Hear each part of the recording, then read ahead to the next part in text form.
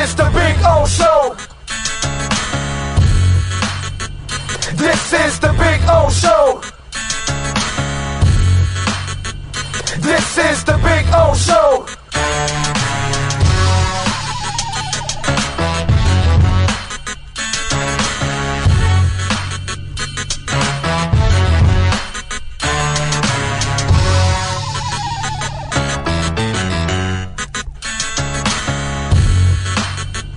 This is the Big O Show. This is the Big O Show.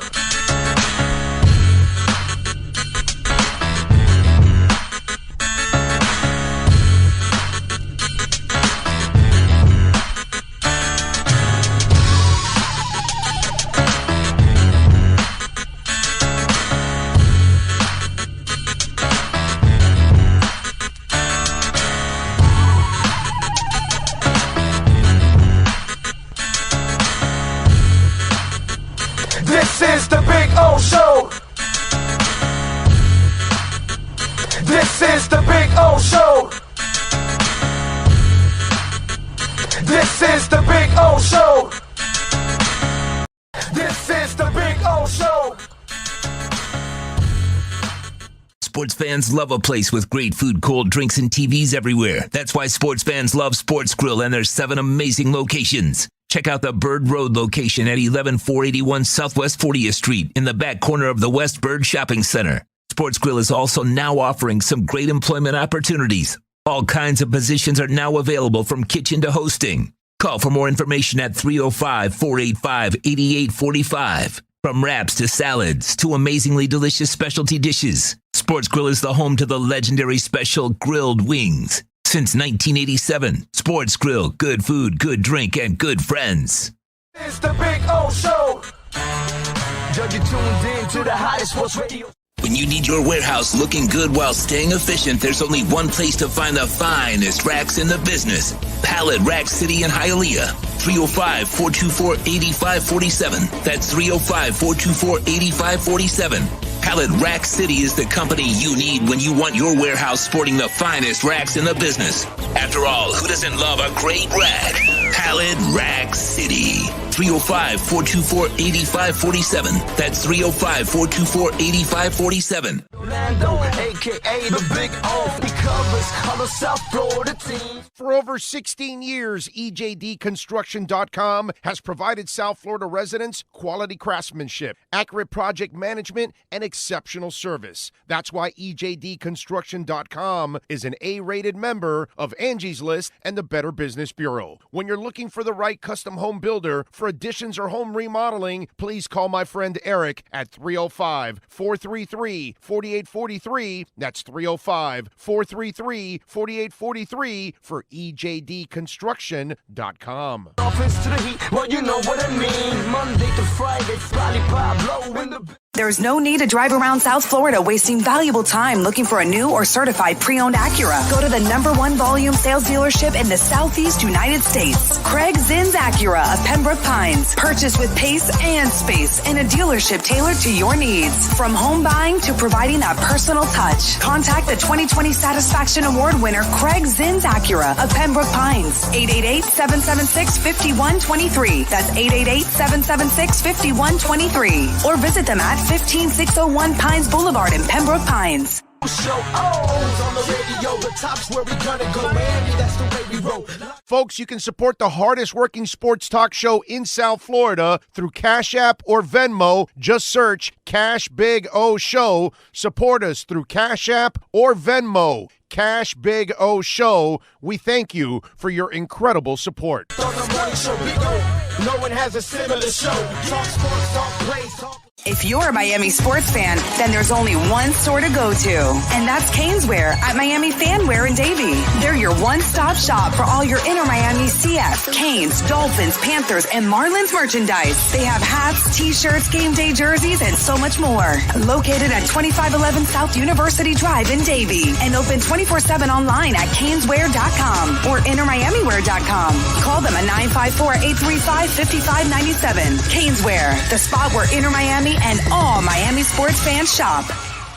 live and direct, because nobody do it better than Big O in the set. From sunrise, listen live. When you're ready to purchase a new home or refinance the one you have, American Dream Lending will make sure your loan experience is easy with fast approvals and quick closings. With many loan programs and competitive rates, now is the time to turn your dreams into reality. Ask about special financing for veterans. They never charge an application fee, and you will work directly with one of their experienced loan professionals. Stop dreaming and contact American Dream Lending today, 786-802-1727, or online at adreamlending.com. The viewpoint, statements, or beliefs expressed on the following program by the host, guests, or callers are not necessarily the opinions of FantasyXS.com, Media Group Inc. ownership, management, sponsors, or website. When it comes to South Florida sports teams, very few in the media have witnessed, lived, and covered it like the Big O. Let's start the program dedicated to your favorite South Florida teams with a passion that's unmatched. The Big O Radio Show is on. Here's the Big O. All righty, baby. How y'all doing out there? Y'all feeling good? Because I'm feeling good on a beautiful Monday. Sean Stanley driving the program. Sean, you feeling good on this Monday, especially after a really nice Sunday? Feeling good? Yeah, he's giving me that thumbs up. You know, Sean is not a man of a ton of words. You know, he just delivers. That's all he does every single day here on the program, and we appreciate it immensely. Love working with him every single day, man. Good stuff, and it's always beautiful to join you guys on a Victory Monday. It's 4 straight wins now for the Miami Dolphins. It's, you know, there's a lot of things that are developing. It's fun to see what's happening. It's fun to see people, you know, backtracking on a lot of the stuff that they were talking about with this team, with Tua, with everything else going on. It's excuse me. It's just one of those where just a lot of fun to be around right now and watch what's going on, because, you know, listen, what I told you about couple weeks back, and the worst thing about the Dolphin struggles is that we're all fighting amongst each other and arguing, and, you know, oh, this is wrong and that is wrong and this and that, and we're all trying to point fingers, and meanwhile, we're the ones that are here every year. You know what I'm saying? We're here longer than the players and the coaches. You know, some of us outlasted Don Shula. You know what I'm saying? So we're the ones that have our emotions invested, and obviously many invest money, like season tickets and cookouts, and they're at home and they invite friends over, and it's not cheap. You know what I'm saying? And they're buying their jerseys and the hats and the shirts, and so we invest so much over the years, and you want to get that ROI, kind of like when you invest in crypto, you want to get a return on your investment, right? And that's all we're guilty of as Dolphin fans. That's the only thing we're guilty of, man. We want a return of an investment of our emotions. You know, it's the season ticket holder for 10 years, 5 years, 20 years, 40 years saying, I want a return on my investment. They're not asking you to win the Super Bowl every year. They're not asking you that you've got to have an undefeated season every year. They're not asking you got to win 12 games every year, but they are asking, come on, man, let's go. Let's have some winning football. Let's get to the playoffs. How about maybe winning a Super Bowl every once in a blue moon? You know, something like that. And that's what's, you know, that's the tough part for all of us in the Dolphin Nation, right? And these are the kind of moments that we relish. These are the kind of moments we wait for, even though this isn't the season we all wanted, okay? This is not the season that you were looking forward to and I was looking forward to. We're not looking forward to a team that's 5-7. You know what I'm saying? We thought they'd be a lot better than 5-7. So they have underachieved to what we wanted them to do, and maybe even they wanted to do. But it's nice to get these kind of moments, you know. Yesterday's Sports Grill at Bird Road was packed. It was awesome, and thank you to all the folks that came out to Sports Grill And obviously we've got the roll going on, man. Since we moved to Bird Road, it's 4-0 and there. So it's been really, really good. And it's nice to see that, the season's kind of been revitalized with everything going on, because whether you want to start talking about what could happen at the end of the season or not, but at least there's some kind of a carrot dangling right now. For me personally, the only thing I need is to watch some of these players develop, and that's what's happening now. And that's the good thing. We're getting a little return on our investment is what's going on right now with the Miami Dolphins. So that's the fun part. By the way, 855-912-1056 if you want to get in on the program. Don't forget, as you're listening on the podcast, or if you're watching on YouTube, please, please, please smash the like button, man. It's a beautiful Monday. You're in a great mood. Smash the hell out of that like button. It is very important that you smash that like button, and obviously subscribe. Tell your friends to subscribe. Help us get to 10,000. It is very important for the show to get to 10,000. So let's get that going, man. 855-912-1056 is the text line. Remember, you can always send an email out to me at bigradioshow@yahoo.com. Twitter, Big O Show. And of course, if you want to make a donation, Cash App or Venmo, that's Cash Big O Show. That's Cash Big O Show there if you want to get in. See Jamie Zoria. I see him first up there on the chat board. He made it in. No, it's Steve Chapman. I got it here on this one. Says, good morning, Big O. Of course, we're all happy that the Dolphins are winning again, but I must admit, I'm annoyed as hell that they passed away the chance at the playoffs because of that crap football. The crap football they played the first 8 games, completely unnecessary. And we're seeing now they pulled this on us the last 2 years. Started out slow, only to turn it on late, too late. Yeah, no, I get it. This is not the season we all expect. It's kind of what I said too. Steve, I'm with you. I think a lot of Dolphin fans are with you, but I mean, it is what it is, man. What are you going to do? That's another conversation we'll have here on the show again today, and I'll get to that. But right now I'm gonna stick to some of the really sweet stuff that's going on with the Miami Dolphins. By the way, I'll give you the schedule also. Ira Winderman will be on at 11 o'clock. Flo is talking now. So what's it called? We'll get the Flo press conference for you also. But what's it called? Omar will join us at noon because he's handling the Flo press conference now, and of course he's got to do a little work. So I told him, hey, we'll talk to you at noon. We'll get it reset at that time. Normally it's 10:30. You guys know that, but we pushed it back to noon. And then Ira's tomorrow, we pushed it up to today.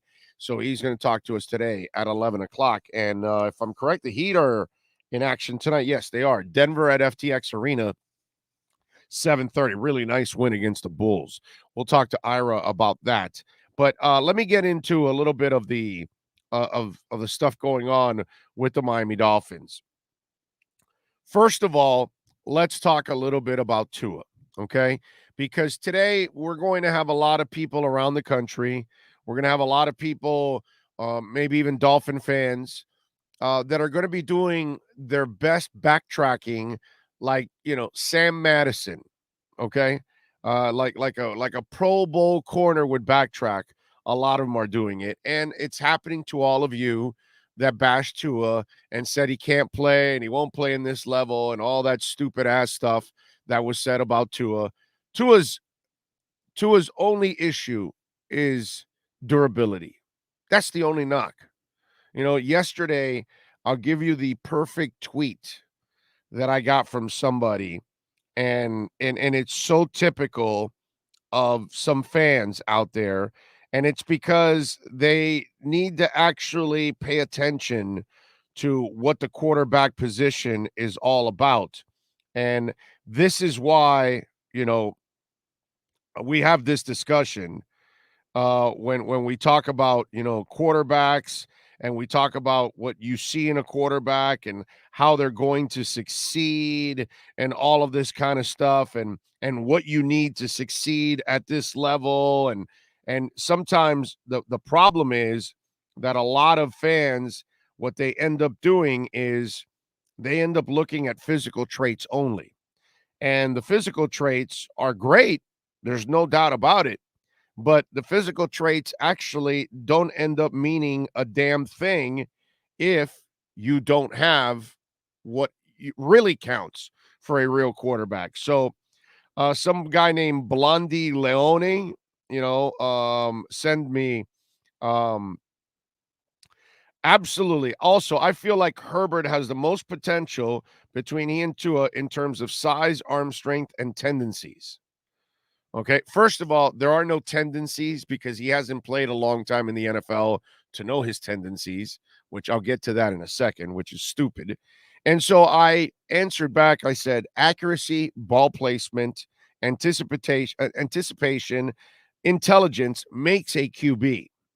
Those that just focus on the physical traits only means they don't understand the QB position. Because you can throw it 100 miles an hour, you can throw it 200 yards, you can throw it out of the stadium. None of that matters. If you don't know how to place the ball, if you don't have any anticipatory skills, right? All of these kind of things, you're not going to be a good quarterback. If you're not intelligent, you could have all the ability in the world, but if you're not intelligent, it's not going to help you. It's just the way it is. There are things. And so now with Tua, for those that were hating on Tua, well, now Tua's got 3 straight games with a 100 quarterback rating, right? And Baltimore's half decent.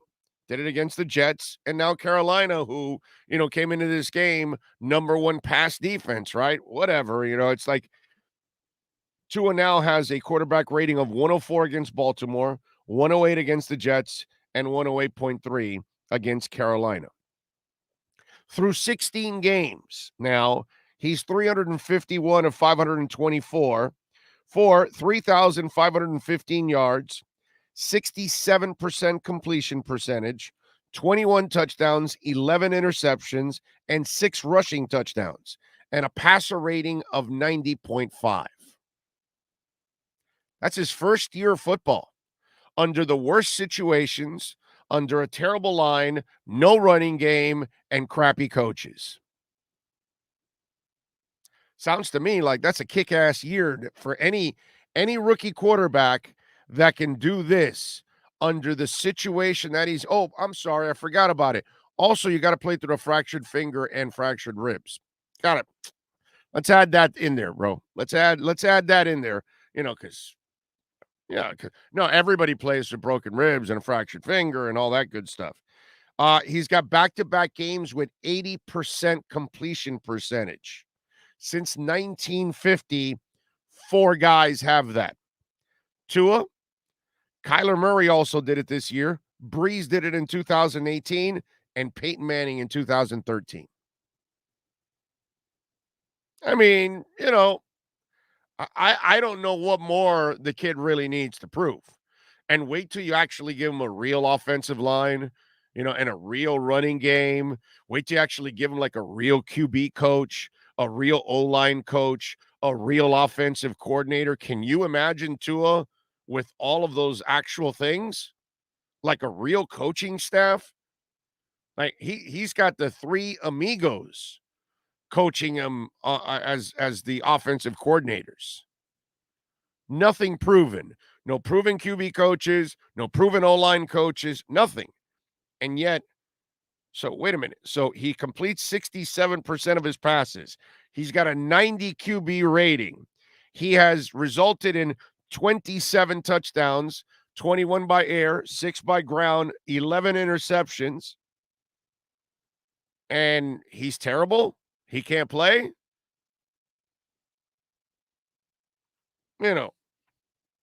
I'm just saying, those of you that think that Tua can't play, you know what? Eat crow, baby, and eat it raw. We're not even going to cook the bitch for you. You need to eat that bitch raw because you're dead ass wrong. That's one hell of a performance by a young man that has absolutely nothing around him to really help him and to elevate him. I wish he had Bill Walsh. I wish he had, what's it called? Oh, damn it. What's his name from New Orleans over there? What's the head coach's name there in New Orleans? I wish he had a guy like that. I wish he had like a real coordinator, a real offensive mind actually running the show for him and putting him in positions to be successful. Wow, what a concept that would be if you can actually pull that off. Amazing stuff. So nice to see Tua really developing in all of this. The other thing that is developing now, and again, let's take the crow out, start eating it raw, because, today's the day where there's a lot of things coming where the rubber meets the road. And a lot of you that have been talking a lot of crap without any substance whatsoever, you need to eat it and eat it good. So first of all, wait a minute, let's fire the front office. Let's fire Chris Grier and Reggie McKenzie and Marvin Allen. Well, so it looks to me like all the players are developing, except the offensive line. Brandon Jones didn't play this week, but he's developing, right? Javon Holland's balling out, right? Mike Gesicki's a heck of a player, right? Jalen Phillips is developing. Jalen Waddle is developing. I mean, you start to look around. Van Ginkel's been coming on. Luckily, then, Flo figured it out and said, oh, maybe I should go back to the defense that really helped us. But whatever, that's Flo. It is what it is. What are you going to do? But you start looking around, they're all developing. Noah and Hunter are the only ones not developing because they can't play. They have people in front of them. The only thing that's underachieved completely has been the offensive line. Oh, by the way, just there's 5 games left. Jalen Phillips has 6.5 sacks for the season. JT had 5. So you can stop talking shit. I'm just saying, you idiots that overreact on Jalen Phillips because you want to slam the kid after 2 games. Same thing as the Tua stuff. Same thing as the Waddle stuff. I haven't gotten to Waddle yet. But, a whole thing about the front office. Well, check out the drafts now. They're all developing. Christian Wilkins has developed. I'm just saying, all the players are developing. The only reason the O-line isn't developing is because they have no coaches. They have nothing on the offensive side. That's also the amazing part of this turnaround. These people are turning around in spite of having no offensive staff. But all of you out there that wanted Chris Grier and company fired, you're dead ass wrong. Okay, you couldn't be more wrong. Every week it proves that you're wrong. And by the way, every week it proves that we were right here on the show when we told you it was coaching, not personnel. Oh, Jalen Waddle can't play. Well, Jalen Waddle's a badass. Oh, no, Jalen Phillips can't play. Oh, what a bust. Well, he's a badass too. He's got 6.5 sacks with 5 games left. Guy has a shot at 10 sack season in his rookie year. How you like me now? I'm just saying, you start looking around and there are players making an impact all over the place and helping out every which way possible. Personnel has never been a problem on this team. Okay? The only problem on this team, unfortunately, is the head coach. That's the only thing that's wrong on this team. That's it. Head coach that's inflexible, a head coach that can't start off well any season, a head coach that can't build an offensive staff. It's been the problem. I've been trying to point that out to you guys over and over, you guys and you ladies out there. I've been pointing it out for several weeks now, giving you all kinds of examples. So eat crow, because all of you that wanted the personnel department fired, you're wrong. All of you that thought Tua can't play, you're wrong. Now let's talk a little bit about Waddle. Let's talk about the young man. And yesterday I mentioned it to the guys, whether it was Alan Poupar or Omar that joined us in all of this. This kid, Jalen Waddle, is playing like a 10-year veteran. Right? He's playing like O.J. McDuffie, a young O.J. McDuffie that was electrifying, was all over the place, was a returner and a receiver, by the way, in his first couple of years with Shula. And tough as nails. He's tough. Hands. I was bitching about him dropping passes in the preseason training camp and early in the season. There were too many drops. He didn't lose them, which, he didn't lose all of them or anything. He only lost, I think, one or two maybe. But he was dropping. He eliminated that. They need to move the chains, they go to him. They need a big play, they go to him. It's a tight window, they go to him. This is a rookie doing all of this. Jalen Waddle, as I've said before, would be a Pro Bowler if you put him with Sean Payton. Now I remembered. Sean Payton. If you put him with Sean Payton, he's a Pro Bowler. If you put Gesicki with Sean Payton, he's a Pro Bowler. If you put Tua can throw 21 touchdowns and 11 interceptions with these bums as offensive coaches. Can you imagine Sean Payton? Can you imagine Bill Walsh? Right? I mean, if we're going to start talking about, 21 and 11 with crap around you and no line, that's badass, dude. Just to remind you, because, we do our homework here on the show. The difference is, let's see, 16 touchdowns, 11 interceptions, right? Peyton had 28 interceptions his rookie year. Drew Brees had 16 interceptions his rookie year. 11 through his first rookie year. Not bad. And let me tell you something. Last week, I was getting pissed because I've gotten pissed at the overreaction of Tua, the overreaction of the front office, the overreaction on Jalen Phillips, on whoever, Jalen Waddle, you name it. All these other young guys that you people think that they're supposed to be Pro Bowlers the second they step on the field.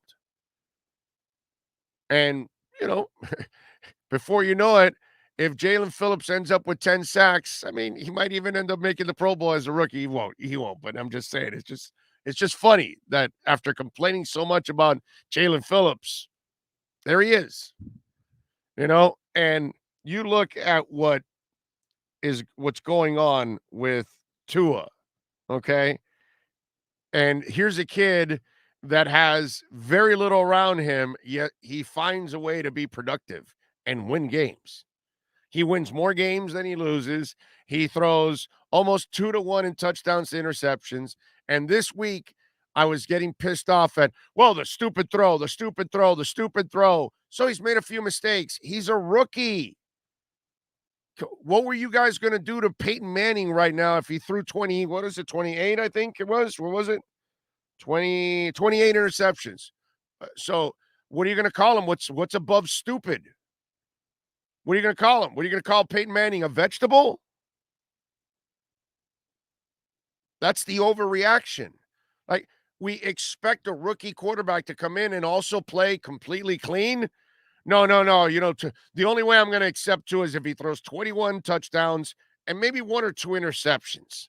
That's how I think he'll have a good 16 games. Too much overreaction. That's been the problem with a lot of you out there. You don't give people time to develop. And by the way, there's a grading curve for the Miami Dolphins. When you have a bad coaching staff, oh, doggy, you got to give players even longer time to develop. They got to overcome bad coaching. Do you know how hard that is? For half the season, your head coach didn't want to run the defense that was successful for him for 2 years. Then all of a sudden he changed. That's coaching. What more do you need? That's coaching. Austin Jackson's played his best football at guard. It took you 2 years to decide to move him. That's coaching. What we have to do is commend Van Ginkel and Nick Needham and commend Jalen Waddle and commend Tua and Gesicki. That's what we have to do. Commend them for actually overcoming, considering what's around them. And I'm talking about the coaches. Gotti, thank you, sir, giving us a little love on the super chat. He says, always been a big Tua supporter. Knows Tua is playing with more confidence now that all the Watson crap is over. Thanks again, Big O, for all you do. Appreciate it. Thank you, Gotti. Very nice of you.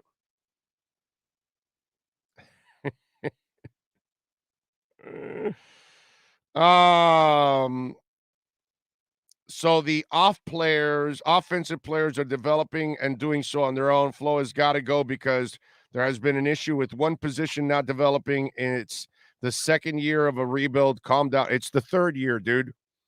It's the third year. Do you do math? Huh? It's the third year, and he's made 7 changes on the O-line and offensive coordinator, sir. 7 changes in 3 years. Sometimes when I tell people that and then they brush it aside, I wonder if you have any intelligence. Seriously, I'm looking straight at you right now. Any of you out there, when I tell you somebody for 3 years has made 7 changes, and you just brush it aside like, yeah, it's just a rebuild. No, you got to be patient. No, you got to hang on to him. Why? What makes you think he'll ever get it right? He just showed you he screwed the team for half the season for not running the right defense.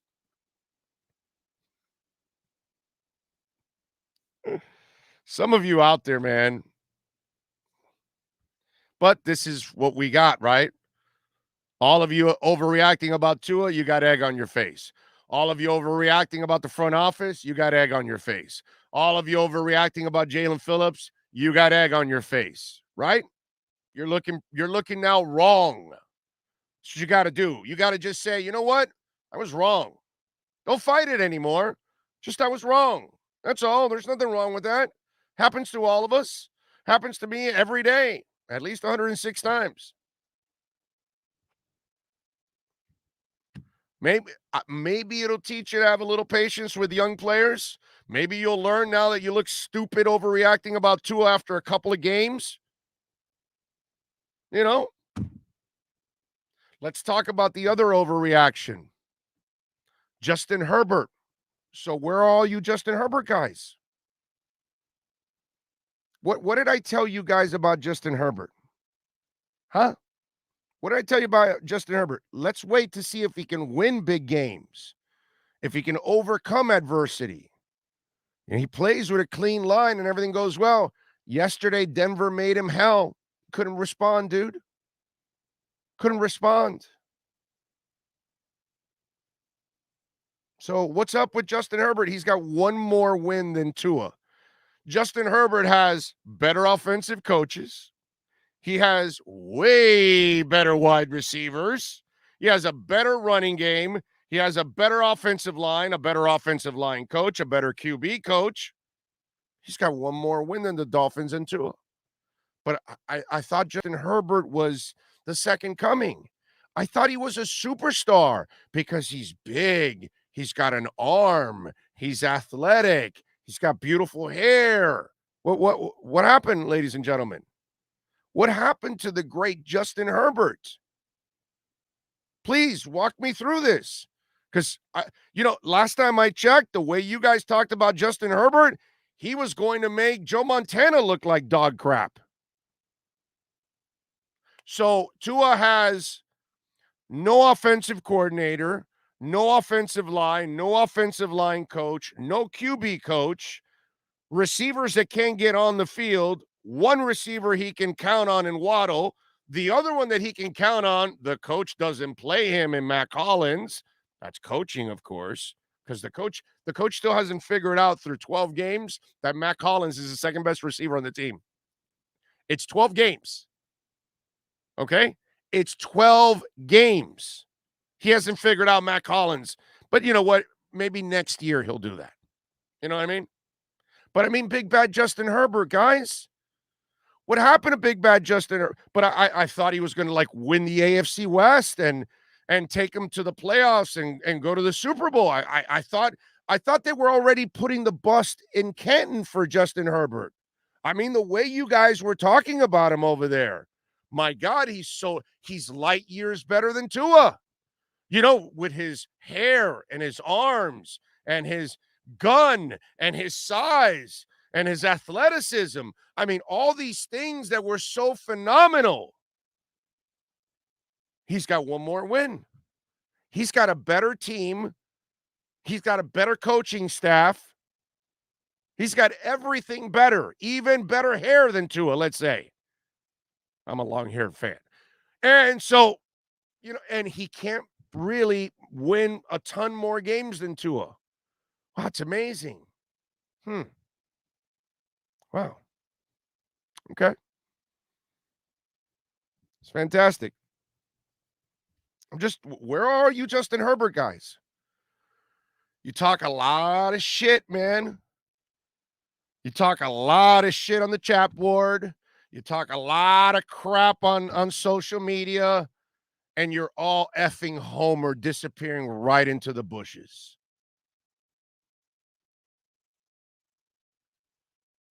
One more win than the Dolphins and Tua. One more win. Big, beautiful Justin Herbert. The guy that they were building a bus for in Canton. They were building a statue outside the new LA stadium. Dolphin fans were clamoring we should have had him. Because, no, of course, because, you know, if you'd had Justin Herbert here, you'd be much better than you are right now. Of course. Guaranteed. Because guaranteed he would have overcome everything here. Because, you know, he can barely win more than Tua with better stuff over there. I wonder if Tua had what he had. What do you think happens yesterday? Some tells me Tua beats Denver yesterday. Just saying. Just saying. You know, the shorter quarterback, you know, the guy with the lesser arm, you know the guy that was taking a pick before Herbert, he plays yesterday with the Chargers. They win the game. That's the difference. But, you know, whatever you guys want, you know, Justin Herbert, he is the second coming. I'm going to wait for all those titles that Justin Herbert's going to win, okay? When he starts winning all those titles, reach out to me, man. Tell me, when Justin Herbert actually accomplishes something and starts winning big games, check back with me. But since it hasn't happened in 2 years yet, you know, I'm waiting. I won't hold my breath, but I'm waiting. I'm waiting.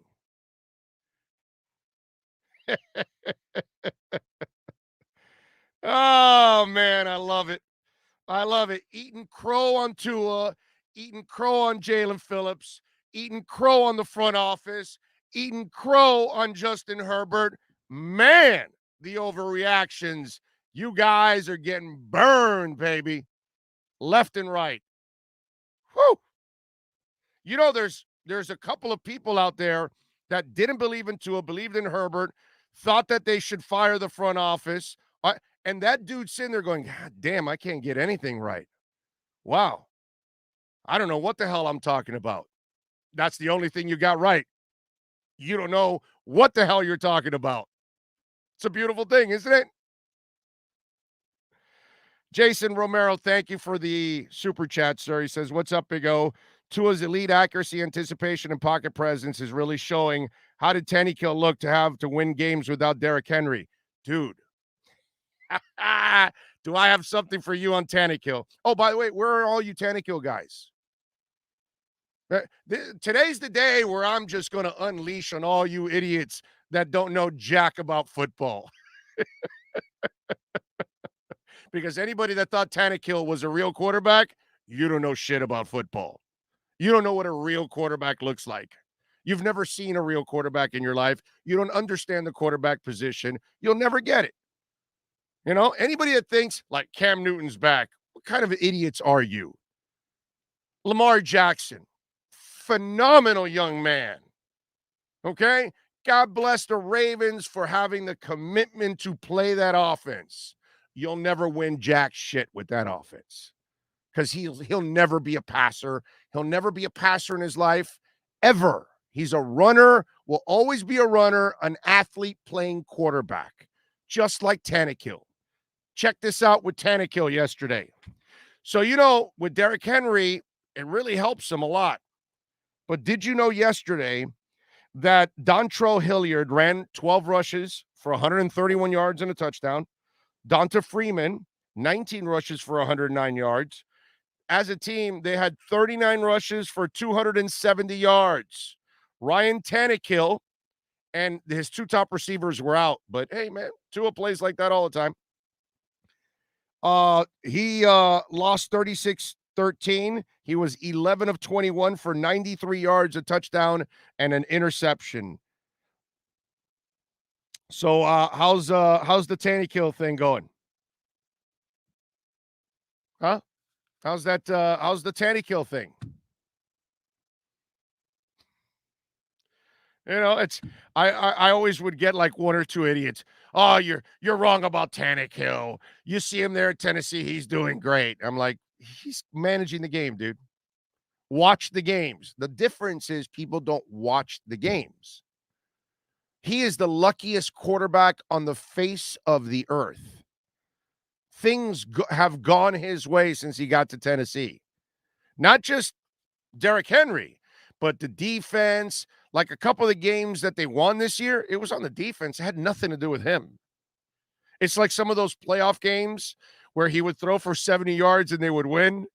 You know what I mean? Because it was Derrick Henry, you know. The head coach at the podium saying, we're going to ride Derrick Henry, and everybody knows we're going to ride Derrick Henry because Derrick Henry is our guy, you know, because he's not going to say Tannehill because even Mike Vrabel knows that Tannehill can't carry them. He can't elevate people.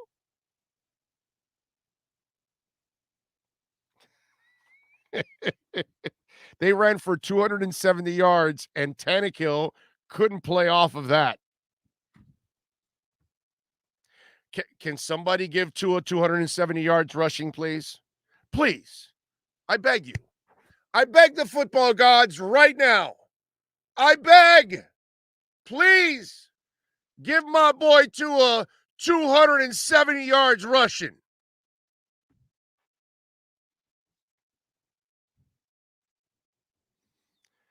It is Eat Crow Monday for a lot of you out there. I haven't read much of the chat board yet, but I'm expecting a lot of apologies. I'm expecting mea culpas here. I'm expecting, oh, you're right. Greer and company, they're doing the right thing. It is coaching. Flo can't hire offensive coaches. That's why our offense stinks. I'm expecting a lot of that. If at least you're going to be honest, you know what I'm saying? Jason, thank you, sir, for a little love on the super chat. He says, if Flo stays, does Ross have to do a public endorsement so that we can get some decent offensive coordinators and O-line coach? Tua es un cojonudo. See, Jason, the problem I have with that is I've seen this movie before. Doesn't matter what Ross does anymore. The guy's already set a reputation in 3 years that he doesn't get along with people, and he gets rid of them quickly. He has made 7 changes. What offensive coordinator, QB coach, and O-line coach is going to want to work with this guy? Ladies and gentlemen, you must be honest with yourself and take a step back. Take off the hat, take off the shirt, remove your heart from the decision. Use your mind.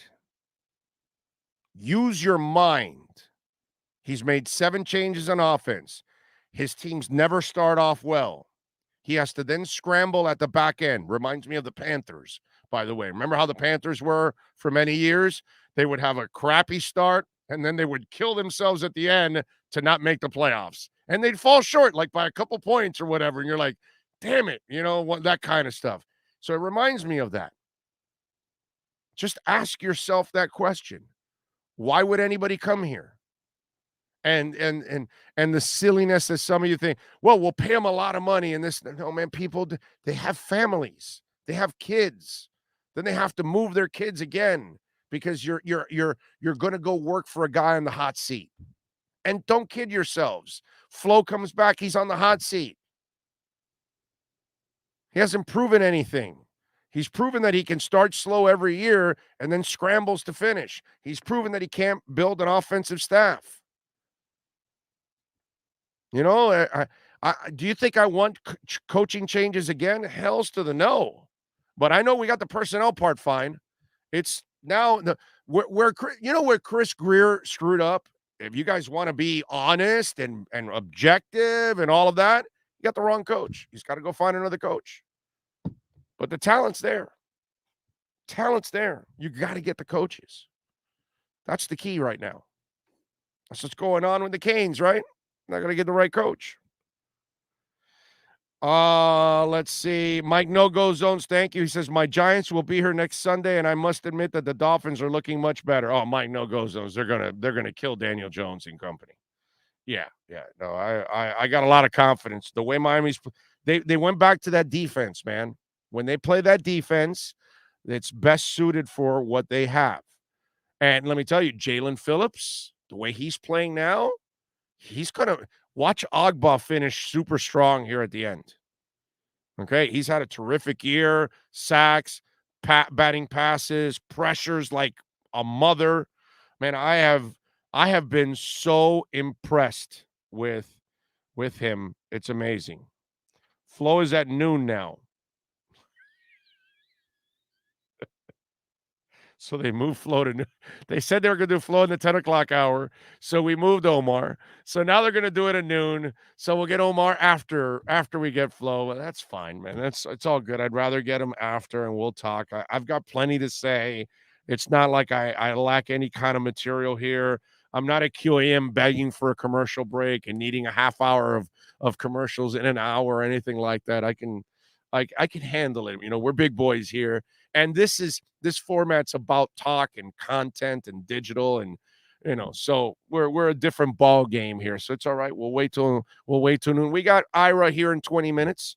So Ira will help us and he will join us and talk a little Miami Heat. But really that's the issues now. Big O, will Ross pull that trigger to fire Flo? I just don't think he will. Can Grier pull the trigger or is it Ross? No, I think Greer's the one that has to make the decision, my brother. It has nothing to do with Ross. He'll tell Ross and then Ross will go along with it. That's it. But the change you have to make is Flo. There's no doubt in my mind the change you have to make is Flo. And he doesn't like your quarterback. He made it impossible for his quarterback. It's the other thing I don't like about Flo. He didn't support his quarterback. It was like pulling teeth to get a G-damn compliment from the guy. And I'm sorry. It just, that's not acceptable. If Caldwell really didn't coach for B-Flow because of health reasons, why would it be so hard for B-Flow for going through a few coaches? I still believe in B-Flow. Great show. NorCal, I don't know why you would believe in B-Flow. I'm not exactly sure. Where's the proof, dude?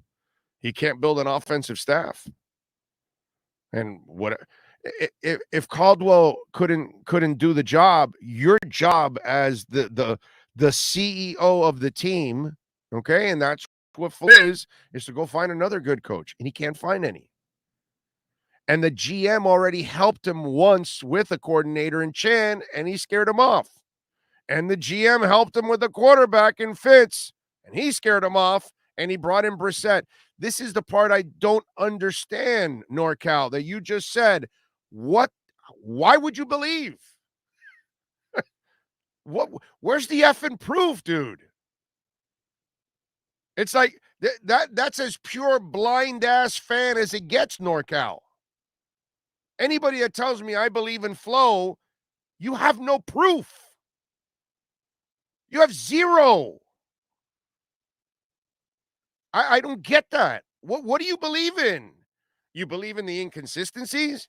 You believe he can't make any changes? You believe he doesn't listen to people? You believe he doesn't get along with people? You believe that he doesn't like his own quarterback?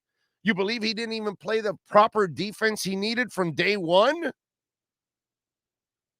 I'm trying to I'm trying to understand why anybody would say what NorCal just said now, and many others have said it. What is it that you guys are so butthurt about a change that you think it's going to set you the team back or whatever? They've been nothing for over 20 years, ladies and gentlemen.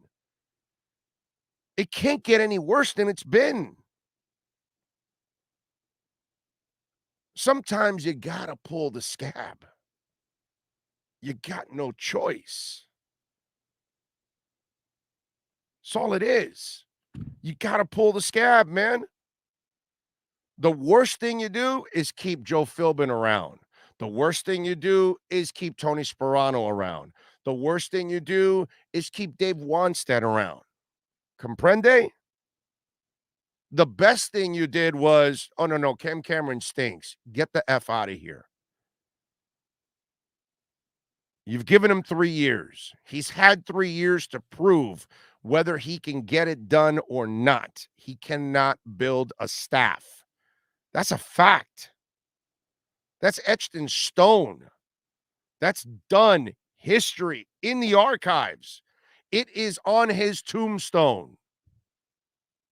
Brian Flores, here lies Brian Flores, never could build an offensive coaching staff. Period. Not that I'm wishing the guy dies or anything. I'm just saying. Okay? This is what his call, besides a lack of communication with people and getting along with people, and it's his way or the highway. Dude, he became Matt Patricia and he became Josh McDaniels. He became the guy in the building that knows it all and doesn't take anything from anybody else. He became Adam Gase. You gave him too much power, and now he wants to have roughshod through the roster and through drafts and everything. And you just, like I said, you need to make that change. And then the next coach that comes in, he coaches the team. He doesn't dictate anything in personnel. He can make a suggestion, but the front office will handle the personnel side. That's what needs to happen. Unless you're going to hire a coach with, unless you're getting Sean Payton. And then I understand why you got to give Sean Payton, because he's earned it. Flo never earned the right to have power in personnel, and neither did Adam Gase. And this club made the mistake of doing that. That's where I would say that Chris Grier and company made the mistake. That's it. Okay. Let's see. Joseph Mark says an example of Flores as a bad coach is when Philip Lindsay came here. Flo had no intentions of starting Sunday. Philip took matters into his own hands and nonstop studied the playbook and conquered. I think most fans like Flo because they like the general direction of the team. We've fixed a lot of problems under Flores. They've had good defenses in the past, man. What's the difference? You remember Jason Taylor and Zach Thomas, and it was always a good defense. They didn't have the offense to complement them. What's changed? I'm sorry. 20 years ago to now, I'm sorry. I'm missing what you're saying there. Fixed a lot of what? The dysfunction of having the three stooges at offensive coordinators? See, some of you say these things, and then you really don't pay attention to what you're actually saying. What have they fixed, dude? They're 5-7. What have they fixed? Now, the front office fixed something. They got themselves a quarterback. They got a front office. That's been fixed, but that's not Flores. That's the front office. It's not Flo. Flo is in the middle of disrupting what is trying to be fixed.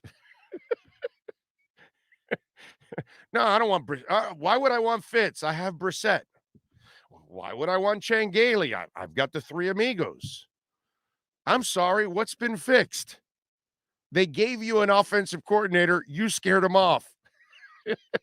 The offensive coordinator told Flo last year, Tua's not ready. And he goes, no, Tua's ready. We're going to start him against the Rams. I'm sorry, what's fixed? I missed that. What's fixed?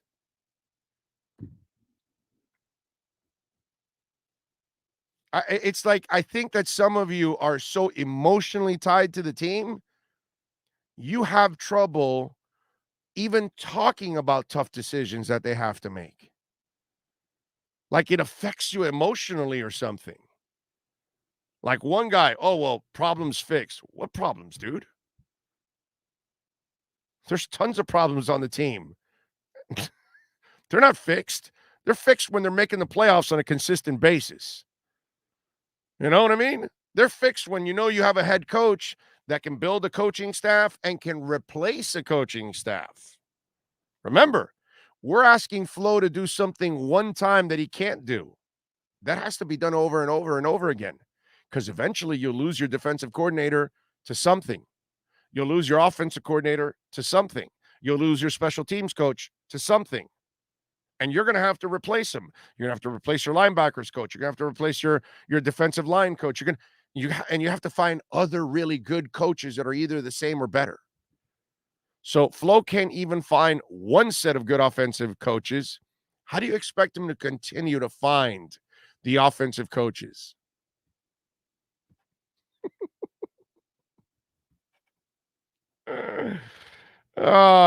Some of you just, you have trouble being realistic with yourselves about all of this. Like there's some big setback or something coming. Give me a break. The Great Fear says also Minkah Fitzpatrick leaving because of Flo's stings. And even then, Greer has been able to get Brandon Jones and Holland. It all comes down to coaching, specifically B-Flow's ability to be a head coach. The Great Fear. I love you, bro, because you get what I'm talking about. Okay? This guy couldn't get along with Minkah. So Minkah bitch leaves. But then the front office goes and gets Javon Holland. And you idiots want to fire Chris Greer. I mean, it's freaking hilarious.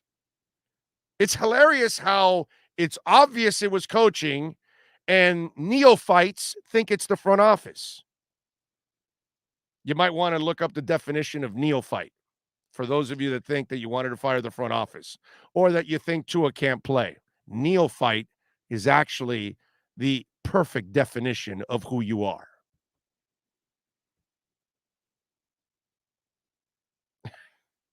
Hilarious, man. Sometimes, man, tough decisions have to be made for the better of the team, for the better of the franchise, for the better of Tua. And that's where this decision comes down to, ladies and gentlemen. It's Tua or Flo. That's the decision. Because from day one, he has not been supportive of Tua. He has not provided Tua what he needed in order to succeed. In fact, he's created every single hurdle that the kids had to jump over and through. And guess what? He's overcome all of that. So if I have to make a decision between Tua and Flo, the decision's really easy for me. I'm going Tua all the way and twice on Sundays. That's where I'm going. You know why? Because Tua, he gets crapped on and he handles it with class. And he's a guy about bringing people together. And, you know, what I'm seeing is a coach that sometimes is divisive with some of his things that are going on. And he has a problem getting along with people. Whereas Tua finds a way to get along with people. Tua finds a way to solve the issue. This guy almost makes it harder. He's made it harder that look how he starts every year. And I'll throw the first year out the window because he really stripped down the team.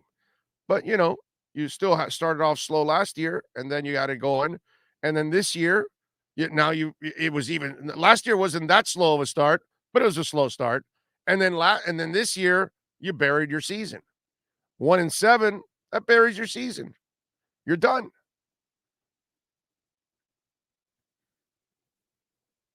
Sucks, man. Sucks, but you got to do things the right way. And right now, he's not doing them the right way.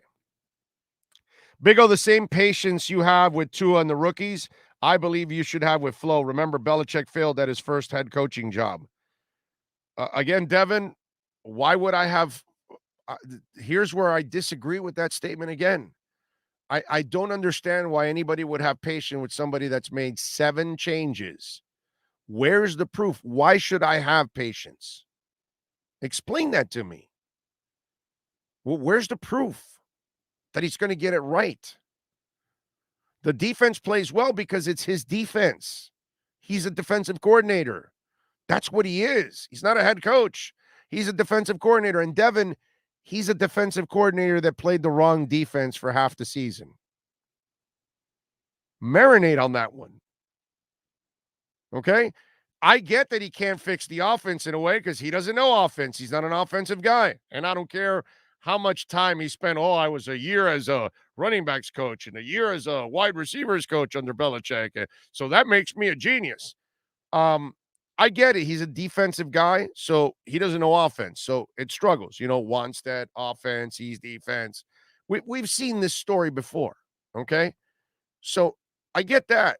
But then, Devin, ask yourself the question. The guy that's supposed to be a defensive guru did not play the right defense in a year that you wanted to make the playoffs, in a year that there was expectations. So why would I have faith, dude? I'm sorry. Why would I have patience? So Devin, NorCal, and who was the other one that I read? I have no idea what you guys are thinking. Thank you for the donation there, of course, Devin, on it, but I couldn't disagree with you more, my brother. I think your patience is blind, just like NorCal, just like any of you that want to hang on to B-Flow. Maybe I'm wrong, and maybe I'll be proven wrong. But so far for 3 years now, I've been proven right on his lack of relationships and lack of being able to fix the offense. Do you think Lindsey is getting more involved in the upcoming Giants game or will be the close amount of touches he had versus Carolina? Cameron, listen, my brother, I don't know what to tell you because Mac Hollins should be the number 2 wide receiver on the team and starting, and he's not, and they can't figure that out. But having said all that, I would make Lindsey and Gaskin a 1-2 punch. That I would do because he runs hard. He's small and he'll probably get injured because he's not going to be able to take a pounding on a long-term basis, but he can be part of a 1-2 punch. So I believe that Philip Lindsay and Myles Gaskin are going to turn into that now for the Miami Dolphins. Will Slater says, I owe Chris Grier a major apology. I wanted him gone. I was wrong. See, Will Slater's got balls. That's my kind of guy right there. That's it. See, I'm a fan of Will Slater. That's what I like to see. Because you're wrong. So just admit it. That's it. Every bad pick is Flo's pick, and every good pick is Grier. Well, no. Grier's picks are good. Flo's decisions are bad, my friend. Okay? Just do the math. Who do you think brought Brissett in, and where did he play? Who do you think wanted Kyle Van Noy 1 year and then didn't want him?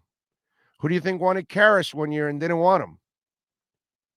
Do you think the general manager is going to sign Eric Flowers to a free agent contract and then cut him the next year for no reason at all and take a cap hit? Just do the math, bro. Do the math. I mean, just be smart. Use common sense. It's all there in front of you. All those decisions, you can see that the former players of his, we went through this with Adam Gase, that they bring in what they know. since they were only in one place. It's all they know. And in Gase's position, he was in Denver and Chicago. So we got whatever we got out of those two places. Mostly it was Denver, but there was a little Chicago in there too. It's the same thing. Be smart, man. Don't get butthurt by any of this. This has nothing to do with it. You and I are on the same page here. We're both, Dolphin fans. But you got to admit when it's obvious what's going on and you can see it. You know what I mean? It's not Chris Greer or Brian or Stephen Ross having an issue with Minkah. It's the coach. So then they had to trade him. They tried to convince him, but they had to trade him. And then the GM goes and gets Javon Holland and Brandon Jones, by the way. So he finds a tandem. Those are the facts. Nothing more, nothing less. All right, let's take a break. 1 hour down. We got a couple more to go. Ira Winderman, let's switch gears. Let's talk a little Miami Heat. I'll get back to a little Dolphins talk because there's several other things that I want to get into. Hour number 2 with Ira Winderman starts now. Heat fans, time for the best insight of your favorite team with insider Ira Winderman, exclusively on the Big O Radio Show. It's the Acura of Pembroke Pines Miami Heat and NBA report. Here's Ira Winderman. All right, there he is, the man, the myth, the legend, and no glasses. How about that? There you go. Got him up. All right, Ira, how was your weekend? How was your turkey day? You know what? Had family out of town. So my wife tried to do the nice thing and left me 2 turkey frozen dinners, which is as pathetic as it gets. And it reminds you growing up how all those TV dinners you thought were so good. Yeah, not so much. So basically, I ate my turkey dinner with a spoon, which basically tells you all you need to know. That is awesome right there. Well, you're welcome over to our home and we'll have fresh turkey for you, man, ready to go. And a little lechon, too. Oh, yeah. I'm saying, if I'm going over there, I want the full roasted pig. So, no, I want the pig on a spit if I'm going over there. Maybe Noche Buena or something like that. There you go. We got to do that one year where we get everybody together for something like that. All right, Ira. I was proud of the boys the other night. Maybe people don't follow the NBA as closely. They maybe follow the Heat or they're casual, but Chicago's turned into a pretty damn good team. Yeah. And to go on the road, no Tyler that night also, I thought it was a really, really professional performance by the Miami Heat. Yeah. Oh, there have been a few times this year when there sort of has been doubt and you need a bounce back win. And almost every time they've given you that. Think about after the home loss to Boston. Oh, my God, the sky is falling. They come back, they beat the Utah Jazz before they go on the road.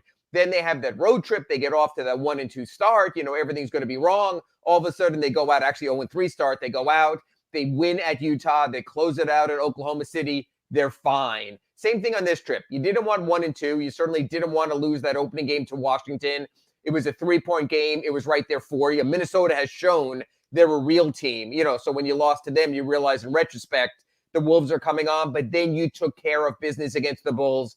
And you're right. This is not the Bulls trying to find themselves with Lowry marketing to young players. This is Zach LaVine really emerging as an emerging superstar. This is Lonzo Ball finally finding his NBA footing that he couldn't find with the Lakers or with New Orleans. This is Nikola Vucevic, who Heat fans know all about.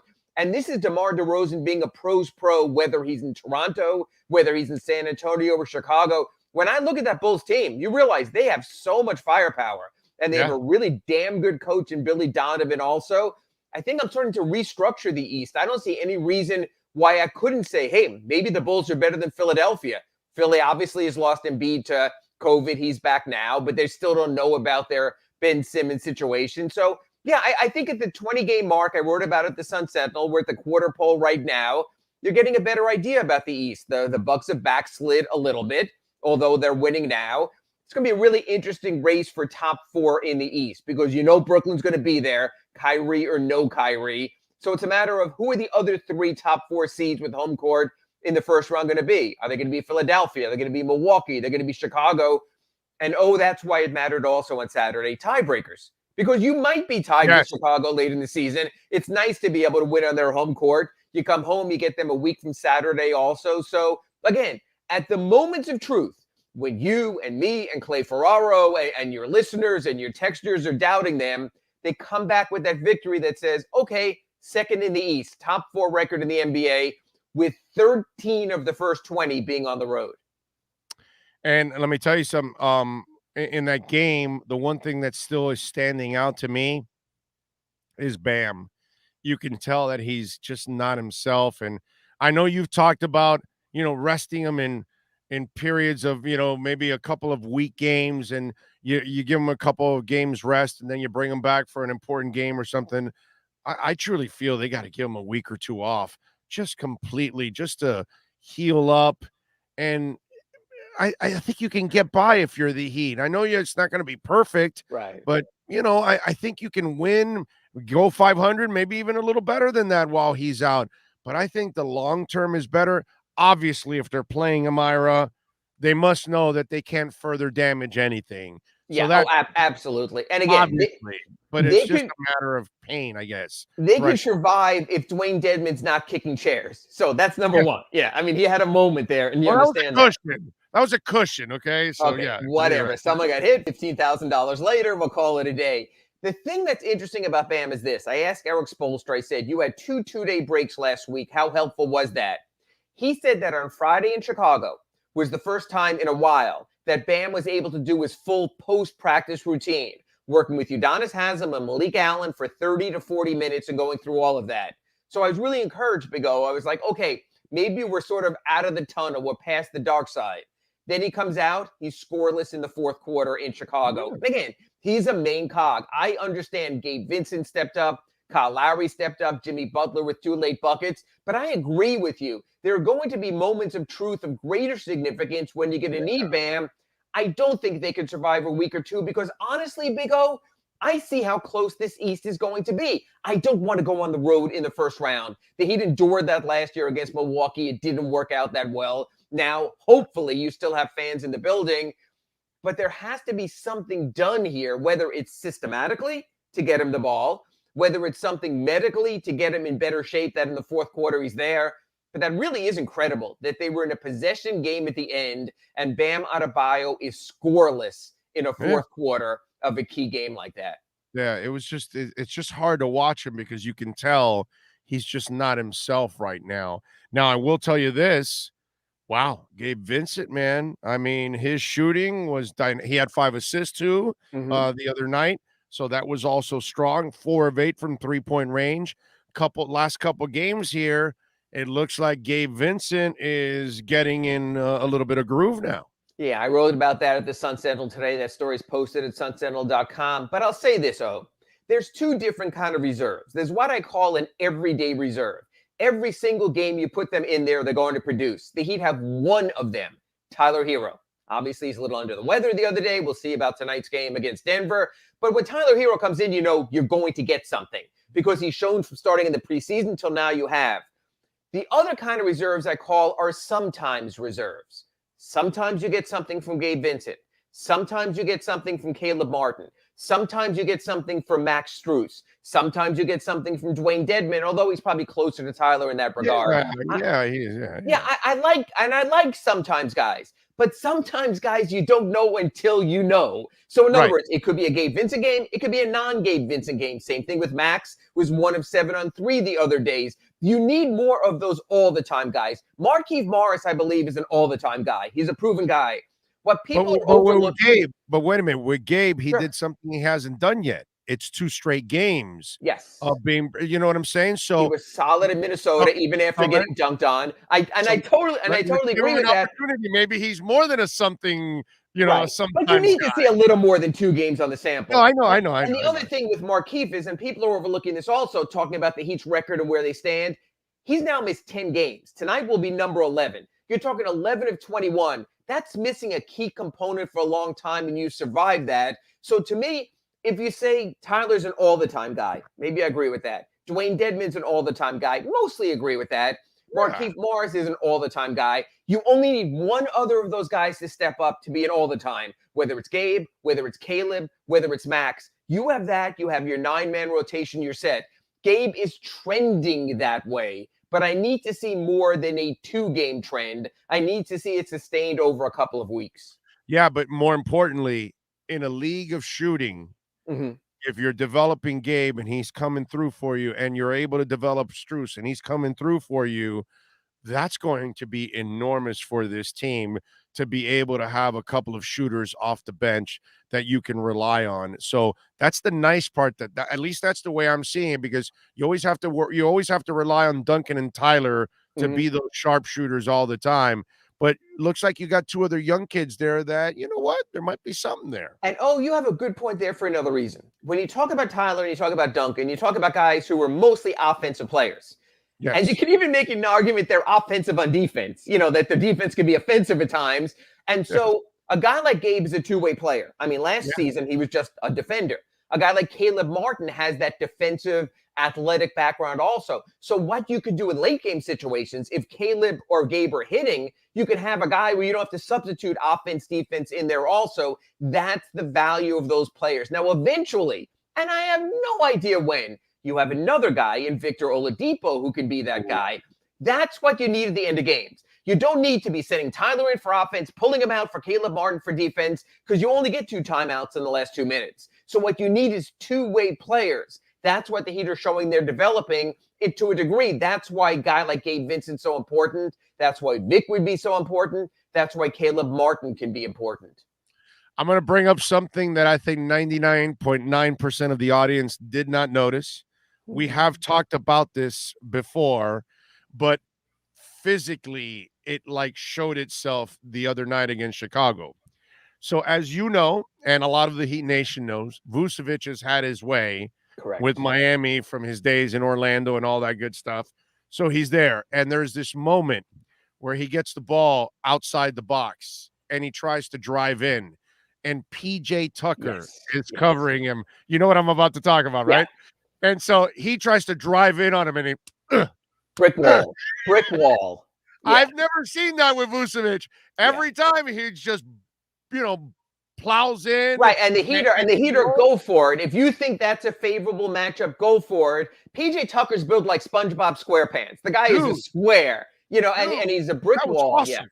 Yeah. Awesome. And that's another option. Now, I will say this though, Big O. Vucevic did not have his typical Orlando Magic type of game against the Heat I get it. for a different reason also. Chicago's more perimeter-based. Like we mentioned, they have Zach LaVine, they have Lonzo Ball, they have DeMar DeRozan, so they've sort of minimized him. I got so many Ask Iris. I used one at sunsentinel.com. Doesn't Billy Donovan realize he has Nikola Vucevic? He does. But this isn't Orlando. He's in a different situation. He's still trying to make those pieces work. Vuce missed a bunch of time with COVID, so he just came back. That was just his second game back. But it was interesting how the Heat really reduced and minimized that. And it shows you, again, PJ Tucker, if you were to sit here and read the box score every game, you would go, Ira, what are they thinking? You need to put eyeballs on PJ Tucker. Yeah, you got to watch the game. I know. I say that all the time on this show. You have to watch the games, actually. The damn stats aren't going to tell you all the games. Right. He's not he's not a box score player. And I watched that, and he did not move. I swear to you, I don't know what quarter it was. I want to say it was in the second quarter when I saw that. It was early, yeah. Yeah, I want to say it was in the second quarter. When I saw it, I was like, that's a man's man right there, dude. Yeah. Because Vucevic just boom, and PJ did not move an inch, dude. It was awesome. I was like, okay, that's impressive. I'll take that. I like that. Overall with Tyler tonight, was it really illness, or do you think maybe it's just a little rest too? Because I think that the Heat knew how big a game it was. And also keep in mind, they had Thursday and Friday off before that. So he took ill on Friday. Okay. I've had a bunch of my, emailers and people to ask Ira saying, could it have been because he got his COVID booster? Maybe it was something as simple as that. Keep in mind, if you are not boosted by December 1, I believe that's Wednesday in the NBA, you go back on the regimen of daily testing, almost as if you're not vaccinated. So I think you're going to see around the league a little bit guys missing a game for illness or not. Not everyone's affected. And please, people, if you can, please don't listen to the idiots. Get your booster.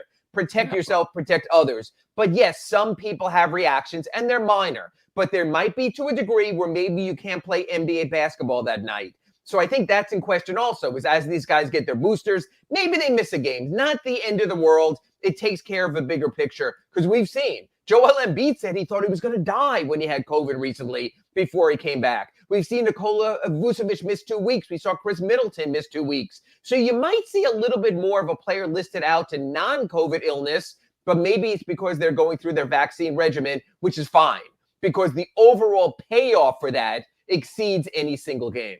Hell yeah. I got my booster about a month ago already. So I'm all set. I'm prepared, baby. Oh, I want to go to the booster buffet. Just keep shooting up left, right. I don't care. That's right. Denver tonight. Break it down a little bit for the Heat tonight. What are the Heat fans expecting? Yeah, again, everyone thought this was going to be Jokic against Markieff Morris 2.0. I did a column in the Sun Sentinel, talked to Stu Jackson, former NBA vice president, over the weekend. He said, this isn't like Rambis and McHale or Heat and Knicks or even Jordan Bulls and Bad Boy Pistons. You don't get round 2 or round 3. The league has so many fines, has so many people and supervisors on site. It doesn't happen. As it turns out, Markieff is out again. And I think the other part of this equation is this, Big O.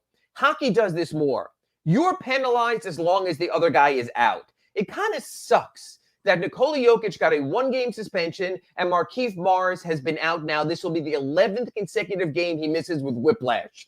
And I know all the personal injury attorneys out there are going, you see, whiplash can really affect your income. That's why you've got to pay. But it's real. Whiplash is a real thing. You can't play with it if you're an NBA player. So you're not going to have that, one against the other. I think all that's removed from the equation. Denver's on a 4-game losing streak. Jokic has a sore, I think it's a wrist injury that he's dealing with. So he's questionable. This is sort of a must get for the Heat. They're 6-1. They're very good at home. As crazy as it sounds, I came on and speaking about the Heat's record, pointing out they played 13 of their first 20 on the road. Pat Riley mentioned it before this season. Oh, do you know that after these 2 home games, tonight against Denver, Wednesday against Cleveland, the Heat played 13 of the next 20 on the road again? This schedule is freaking brutal. So I think you've got to get Denver. So that means the second half is a very. Oh my God, we're like home all the time. It's like being at the spa. Yeah, So there's starting mid-February, they're home free. They'll make up ground then. So I think you need to get these 2 games because then you're going back out on the road for Indy, Milwaukee back-to-back on Thursday and on Friday and Saturday. So that's what makes these games important. Make your statement on the court against Denver, then make your statement against Cleveland and just move forward from there. That's what makes this a big game tonight, not any fighting rematch. I don't care if the Jokic brothers are going to be there or not. Yeah, it's today's NBA. Please give me a break, dude. We're soft. All us old guys that lived through the 80s and the 90s, give me a break, brother. When I watch Parrish give the 2 forearms to Lambier's face, you'll never see anything like that. And you don't see the pushback, and the league monitors all that. And there's so much money lost for every game suspended. It's not like the older days where, okay, you could deal with that amount. These are major, major amounts. Even Markieff getting fined his $50,000 on a minimum scale contract. Yeah, I'm with you there. Follow him on Twitter at Ira Heapy. Catch his work at the South Florida Sun Sentinel. Support Ira and all the great writers there at the South Florida Sun Sentinel. Ira, as always, my friend, thank you for taking the time. Enjoy the basketball game. I will enjoy Genesis tomorrow night. Good for you and Phil Collins. We'll be back Wednesday morning, 9 o'clock, Pallet Rock City, Inside the Paint with Clay Ferraro. Right back here, Acura Pembroke Pines Report on Friday. There you go. The great Ira Winderman. Thank you, Ira. Appreciate you. Thank you, Big O. There you go, Ira Winderman. It's a beautiful thing. All right, so Ira will do his thing. We'll do our thing right after Ira, obviously, on Wednesday. We'll have a little fun with all of that. Let's see, what else do we have here going on in the world of the chat board? Oh, by the way, you know what? Let's do this. Give me a break here. Let me rest the voice because we have not taken any kind of a break in an hour and 20 minutes. This was the Acura Pembroke Pines Miami Heat and NBA report. You've been listening to the Acura of Pembroke Pines Miami Heat and NBA report with Ira Winderman. When you're looking for award-winning service and great deals from the #1 volume Acura sales dealership in the Southeast United States, you go to Craig's Inn Acura of Pembroke Pines at 15601 Pines Boulevard in Pembroke Pines. This is the Big O Show. Sports fans love a place with great food, cold drinks, and TVs everywhere. That's why sports fans love Sports Grill and their 7 amazing locations. Check out the Bird Road location at 11481 Southwest 40th Street in the back corner of the West Bird Shopping Center. Sports Grill is also now offering some great employment opportunities. All kinds of positions are now available from kitchen to hosting. Call for more information at 305-485-8845. From wraps to salads to amazingly delicious specialty dishes, Sports Grill is the home to the legendary special grilled wings. Since 1987, Sports Grill, good food, good drink, and good friends. It's the Big O Show. Judge, you tuned in to the hottest sports radio. When you need your warehouse looking good while staying efficient, there's only one place to find the finest racks in the business. Pallet Rack City in Hialeah. 305-424-8547. That's 305-424-8547. Pallet Rack City is the company you need when you want your warehouse sporting the finest racks in the business. After all, who doesn't love a great rack? Pallet Rack City. 305-424-8547. That's 305-424-8547. Orlando, a.k.a. the Big O. He covers all the South Florida teams. For over 16 years, EJDconstruction.com has provided South Florida residents quality craftsmanship, accurate project management, and exceptional service. That's why EJDconstruction.com is an A-rated member of Angie's List and the Better Business Bureau. When you're looking for the right custom home builder for additions or home remodeling, please call my friend Eric at 305-433-4843. That's 305-433-4843 for EJDconstruction.com. Offense to the heat, well, you know what I mean. Monday to Friday, Fly Pablo in the... There's no need to drive around South Florida wasting valuable time looking for a new or certified pre-owned Acura. Go to the #1 volume sales dealership in the Southeast United States. Craig Zinn's Acura of Pembroke Pines. Purchase with pace and space in a dealership tailored to your needs. From home buying to providing that personal touch. Contact the 2020 Satisfaction Award winner Craig Zinn's Acura of Pembroke Pines. 888-776-5123. That's 888-776-5123. Or visit them at 15601 Pines Boulevard in Pembroke Pines. Show O's on the radio, the top's where we gonna go, Miami, that's the way we roll. Folks, you can support the hardest working sports talk show in South Florida through Cash App or Venmo. Just search Cash Big O Show. Support us through Cash App or Venmo. Cash Big O Show. We thank you for your incredible support. On the morning show, we go.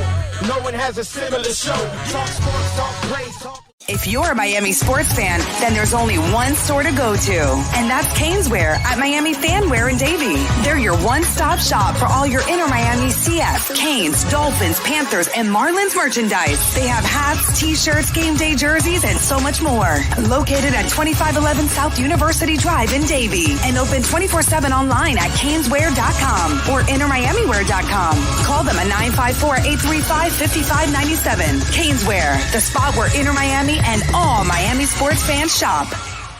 Live and direct, because nobody do it better than Big O in the set. From sunrise, listen live. When you're ready to purchase a new home or refinance the one you have, American Dream Lending will make sure your loan experience is easy with fast approvals and quick closings. With many loan programs and competitive rates, now is the time to turn your dreams into reality. Ask about special financing for veterans. They never charge an application fee, and you will work directly with one of their experienced loan professionals. Stop dreaming and contact American Dream Lending today. 786-802-1727 or online at adreamlending.com. The viewpoint, statements, or beliefs expressed on the following program by the host, guests, or callers are not necessarily the opinions of FantasyXS.com, Media Group Inc. ownership, management, sponsors, or website.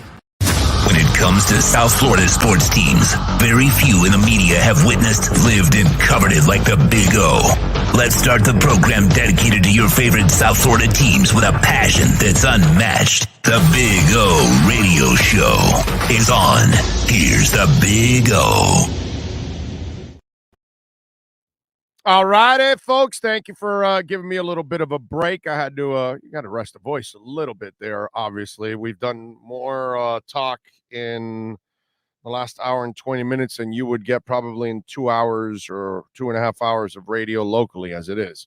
Plus, you won't really get our kind of talk as it is. NorCal is asking me, Big O, if Caldwell left because of B-Flow, do you think Jim Caldwell gets a call from Greer if Finns don't run the table and Greer fires B-Flow? NorCal, I think he has some health issues because he's just a consultant right now. I don't know if he wants the grind of everyday coaching, so that may not be in the cards. But let me tell you something. If Jim Caldwell is available and wants to be the head coach, I'd hire him yesterday. I'd hire him because he can build the staff. And he knows offenses. He knows quarterbacks. So that also helps too. So he's going to be able to, assist in that area. And plus, he's a veteran that's been around and all that. So, yeah, I would love that. That's the kind of coach I want. Jim Caldwell, what's the guy I mentioned? Jack Del Rio.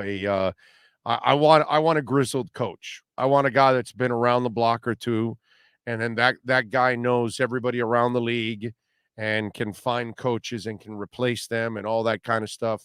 You got to have an experienced coach that really knows what they're doing right now. We've watched the Dolphins go the young route, forever, dude. The unproven guy, not the young route, but the unproven guy, right?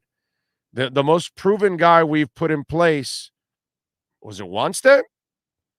Because Saban really wasn't proven at the NFL level, right? So, really it was Wanstead because he was a coach in Chicago. Didn't even get coach of the year, I think, one year in Chicago. I believe he did, actually. So it's been the unproven Philbin, the unproven Sperano, the unproven, Cam Cameron, the unproven Gase, the unproven, Flo, and it hasn't worked out. So for me, if Caldwell doesn't have the health issues, I love that name. Okay? Jack Del Rio knows everybody around the league.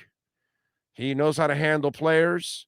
He was doing a decent job over in the Raiders. He and Reggie McKenzie, who's here with Miami, that's why I'm saying Jack Del Rio, they had no business getting fired. They were doing the job in Oakland. It's not their fault. Sal Davis, Mark Davis. And look what ended up happening. Look at what Mark Davis created for himself. So what can I tell you, ladies and gentlemen? But yeah, I love that idea, NorCal. The only thing is, if Caldwell has the health issues, then, we're kind of SOL in that case. But that's the kind of coach that I would go after. A veteran coach that I know has the connections and can build a staff. It's a beautiful call on your part. And by the way, nice to see you coming to my side now, even talking about making a change.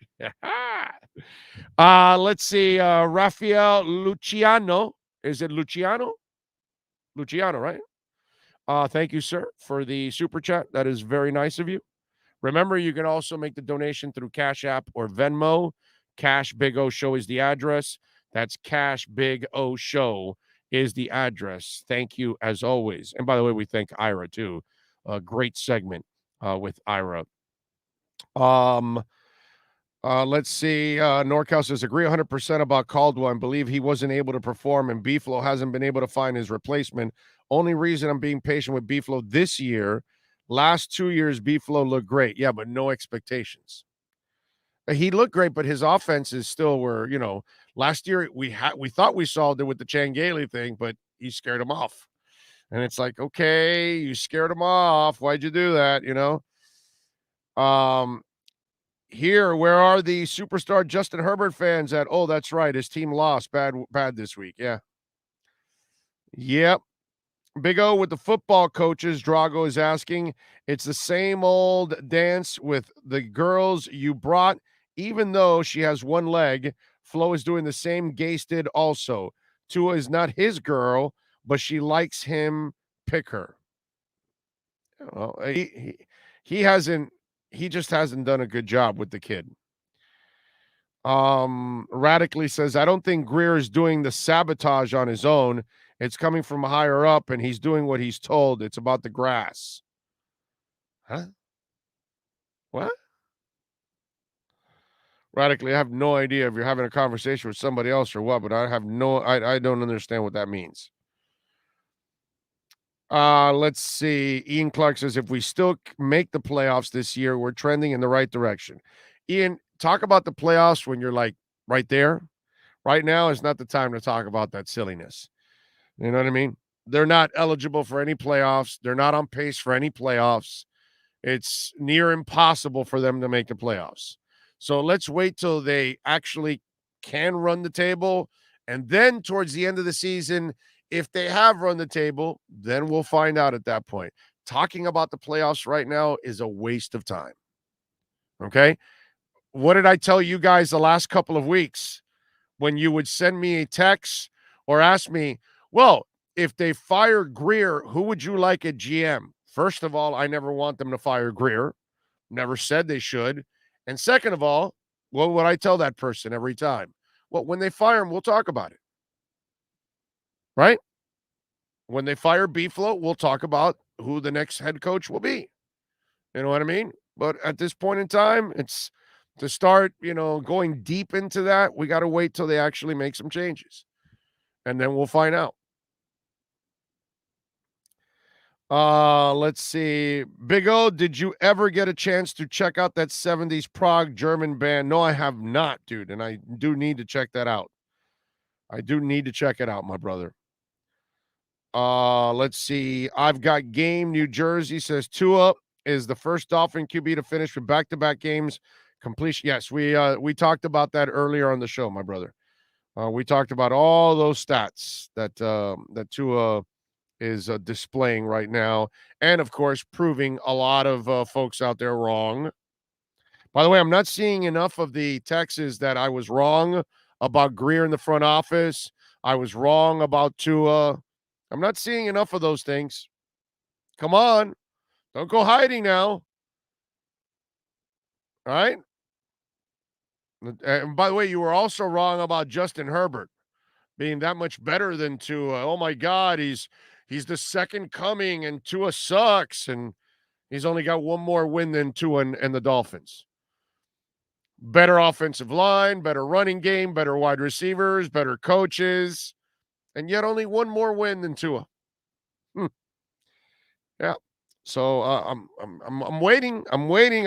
I've only seen one guy that had the balls to say, I was wrong about Greer. So I'd like to see more of those out there. Big O how is Polymath doing? Is it a good crypto to invest in? I would not invest in Polymath. I'm not a Polymath guy. So Polymath got hacked, didn't they? I'm a Polygon guy. Matic, I would, I've been telling you guys to invest in Matic, because I would over the last couple of weeks, because it's been at an incredible bargain and it is going to just explode. Let's see. You're about to be wrong about Flores. Well, so far I'm 100% right. So there, Marcus, here's the thing, Marcus. You have nothing to stand on. I have everything to stand on. That's all. Can't find an offensive staff. Has changed it 7 times. Can't agree with players. He's a defensive coordinator that didn't know the defense he was supposed to play this year. He waited halfway through the season to go back to the Amoeba and company. What proof do you have? That's what I want to know. Where? What do you have to defend Flo, dude? That he can't get along with players, can't keep coaches, can't play the right defense, doesn't support his quarterback. I don't know. I'm waiting. I'm waiting. Where are all these positives for Flo? He starts slow every year. On a year where you had expectations, couldn't come close to meeting them. Just, where's the proof, dude? Where am I wrong? See, you are just holding out hope for something, but you have nothing tangible. I have everything tangible. This guy gets rid of a Pro Bowl safety, Minkah Fitzpatrick, to then force Greer to go find another safety. Luckily, Greer was able to find another great safety. By the way, any GM in the NFL draft 2 safeties at the level of Minkah and Javon Holland in the last couple of years? No.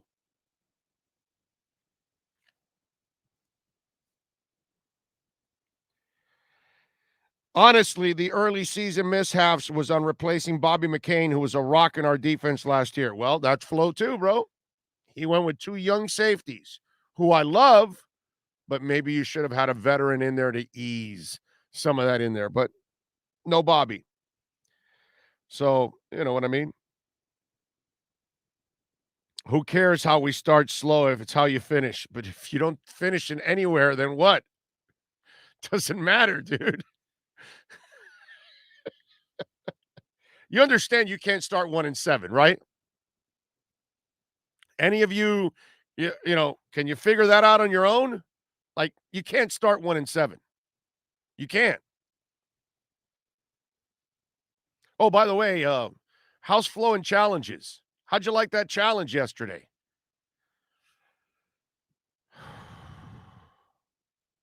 Who does he have upstairs that helps him with the challenges?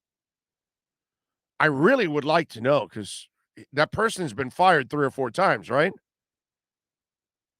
He can't find that person either? Whew. Just like I challenge any of you to make a case for him that you can't?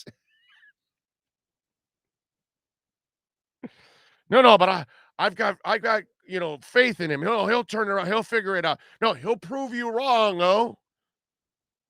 I hope so. But so far, you've got nothing to stand on. Ernesto Ulavarro, thank you, sir. Appreciate you giving us some love on the super chats with some hippos there. I like it. I like those stickers. That's pretty cool when you guys are able to do it. Let's see. The Dolphins will be in the playoff picture with a win next week. Several teams are 1 game ahead of the Dolphins. Will lose next weekend. Well, we'll see when it all happens towards the end of the season. If they're in the mix, we'll talk about it. But right now, I don't want to talk about any playoffs until we're actually. I'm not gonna build myself up to then get brought down. You know what I'm saying? I'll wait till we get there, and then I'll be happy, and we'll talk about it. Fawad Kafil says Big O new coach will reset the defense as they only play well when in amoeba, which is Flo's specialty. But he has no offense. He has no offensive line, sir. What is that?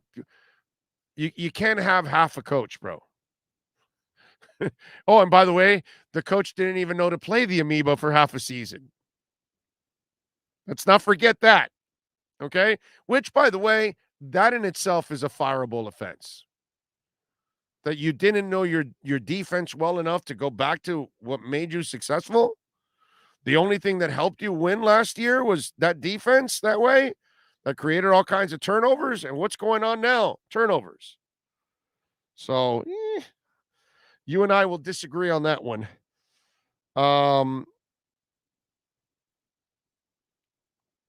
Will Slater says, thank you. Thank you, by the way, for the super chat. He says, you're the man, Big O.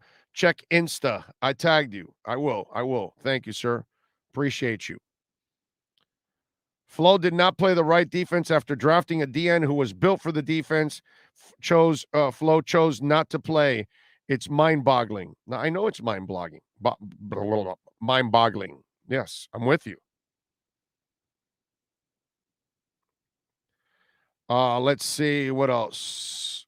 How about Jordan Phillips? This guy has proved me wrong. He's getting stronger. There we go. Camaro, thank you, sir, for chiming in on that. Appreciate you. That's right. Jordan Phillips is you mean Jalen Phillips, by the way. But yes, I get what you're saying. What else? Sorry, the time is 60 to 90 days. I don't know what's the 60 to 90 days. What did I say that requires that answer? I'm sorry, bro. Now you lost me there. Saitama Wolfpack Community. Brian Martinez is chiming in. Yes, I know about Saitama. Is the Sata mask out yet? Because they keep saying it's coming, and I don't see any Sata mask. I haven't checked today if there's any Sata mask. Do you know anything about that, Brian? Because you and I, very few people are going to they're not even going to know what the Sata mask is. You know what I'm saying? Very few people are going to know that. But I want to get my Sata through the Sata mask, because then I'll be able to stake it right there, and we're going to get a higher rate than anywhere else. So Sata's one that I'm going to take a gamble on. Okay. I'm going to take a gamble on. I haven't done it yet. Marcus Frazier says, you picked the wrong hill to die on. Flores turns it around and Tua becomes a star. You will be eating crow for a decade. Well, Marcus, guess what? I was one of the few guys saying it's not the front office fault. And guess what? I didn't die on that hill. I survived. I'm one of the guys that said Tua's a baller. His only issue is injury history. That's it. Coaching is the problem. Guess what? Didn't die on that hill either. You know what I'm saying? I didn't give up on Jalen Phillips and Jalen Waddle and all the silliness that was going on, but plenty of people did. I didn't die on that hill either. You know what I mean? I also didn't die on the hill that said, oh, Justin Herbert, heads and shoulders above Tua. Didn't die on that hill either. And we still had idiots that said, Ryan Tannehill, no, he turned the corner. He proved the Dolphins wrong. No, he didn't. Didn't die on that hill either, my brother. Are you watching, my man? There's a trend. There's a trend. You know what I would say to you? Don't F with the trend. Very few people are more right about the Dolphins than I am in the last 31 years, okay? Not perfect, but very few are more right about the Dolphins than yours truly here. I can brag about that because those are the facts. So, saying I have a tendency of reading this team a little better than most. So, you can say whatever you want. You think I'm going to die on that hill. But so far, I think my record also is at 100% of all the coaches that needed to get fired. They all got fired. I've never said that a coach had to get fired and he needed to be kept because he was actually a good coach. So it's a hill that I've been on, my brother. I have fought that hill, and most of the time I win that fight. So it's all good, baby. It's all good. You want to stand there and, like the other guy, well, no, he knows how to run the defense, but he can't figure out an offense. So you want half a coach? Big O, if we pulled an O-line coach out of the scrap heap like Russ Grimm or Mike Tice, do you think those guys could develop our players? Those guys are old already at this point. No, dude, they're out of football. Those guys, you don't bring those kind of guys back now at this point. You got to get people now in today's game. Okay? So, no, you can't do that, Michael. I appreciate the super chat. Very kind of you, sir. Thank you. Ray says, howdy, Orlando. And to all the Tua haters, he beat Herbert last year. Oh, I hear crickets now. Yeah, no, don't tell those Herbert people that Tua beat him. Because we know how Herbert is against those good defenses. He's so awesome against the good defenses. Let's see.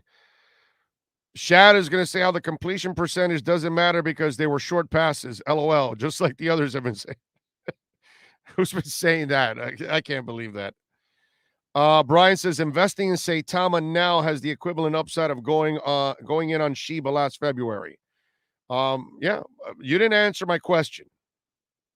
Mask coming soon. Oh, there it is. And Coinbase rumors heating up. Yeah, but I don't care about Coinbase rumors are good because of the Northeast. But I need to say to mask, bro. I haven't bought anything. I didn't want to go buy it on KuCoin. I think it's KuCoin where I can buy it. Dude, they wanted to charge me like $50 to transfer $200. I'm not doing that. That's going to take away from the profits. So I'll wait for the SATA mask. They've had a lot of delays, but the thing with crypto is everybody gets delays, dude. I don't care if you're Bitcoin. I don't care if you're Ethereum. I don't care if you're SATA mask. I don't care if you're Shiba. It doesn't matter, dude. Solana, whatever. It's any coin out there. They end up dealing with these kind of delays. Let's see. I agree in many of the points you've made on Flow, with the exception of who drafted Holland. That was clear Flow pick. His body language said the second they got him. His body language. So you're going by the body language. Okay. I'll go with the guy that drafted Minka and then drafted him and drafted Brandon Jones. I'll go with the guy that was part of drafting X and was also part of drafting Bobby McCain. And Flo wasn't here for all of that. I'm just saying, dude, I'll just go with that. Okay? And not perfect, because the Byron Jones deal hasn't been a good deal. All right? I'll be fair. But I'll lean to Greer on that end. Because there's a track record there. You know what I mean? So, if you die on the hill, can I get the first pick at some of your swag on the wall behind you? You got it. You got it. No problem. By the way, we got a big week this week. First of all, Thursday, we're going to be out at Hialeah Park like we are now every Thursday, which is great. And then Friday, we're back at Hialeah Park, folks. And it's going to be awesome. But we're going to have two shows on Friday. We're going to have one in the morning. And then in the evening, we are going to be at the Larry Little Hall of Famers night at Hialeah Park. We're going to carry the event live on our channel here. All right. Several, big time Dolphins will be talking. We'll bring to the table, so, to our broadcast table, whether it's Larry Little, maybe we can, get Mark Clayton or Mark Duper, get different Dolphins that are going to be there. Okay. And so we'll bring them on. We'll have some fun. We'll talk some sports. We'll talk some Dolphins. It's going to be a really fun night. So it's going to be really cool.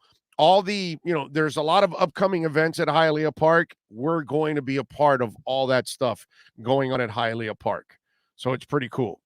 You know what? I forgot that I have to get the Santa's Enchanted Forest passes too that we're going to give away here on the air. We'll get them this week from Steve. And we'll have a little fun. We're going to broadcast also at one point or another, a day or two over at Santa's Enchanted Forest. So we'll be able to have some fun out there and rock and roll and do our thing at Santa's Enchanted Forest. So those of you that want to go, we will be giving away some tickets, and we'll tell you how to pick them up and where to pick them up and all that good stuff. T-Bone says, hey, Big O, you big dummy. If Flo goes, the defense goes, pal. And so does the offense. Checkmate. By the way, if you get a really good coach, T-Bone, maybe you get a coach that actually knows offense and defense. Maybe you actually get a coach that can build an offense, build an offensive staff and a defensive staff. Isn't that like something pretty awesome, T-Bone? Or do you just want to live with Dave Wannstedt again? Is that what you want to do? I'm sorry, T-Bone. Is that your thing?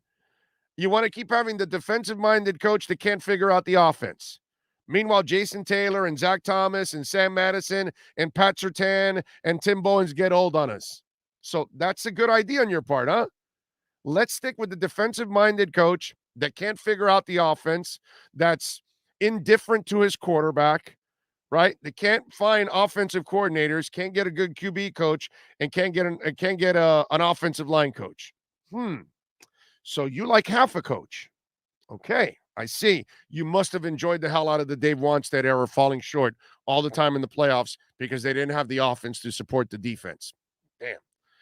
I guess you didn't learn your lesson. So you want Javon Holland getting old on you.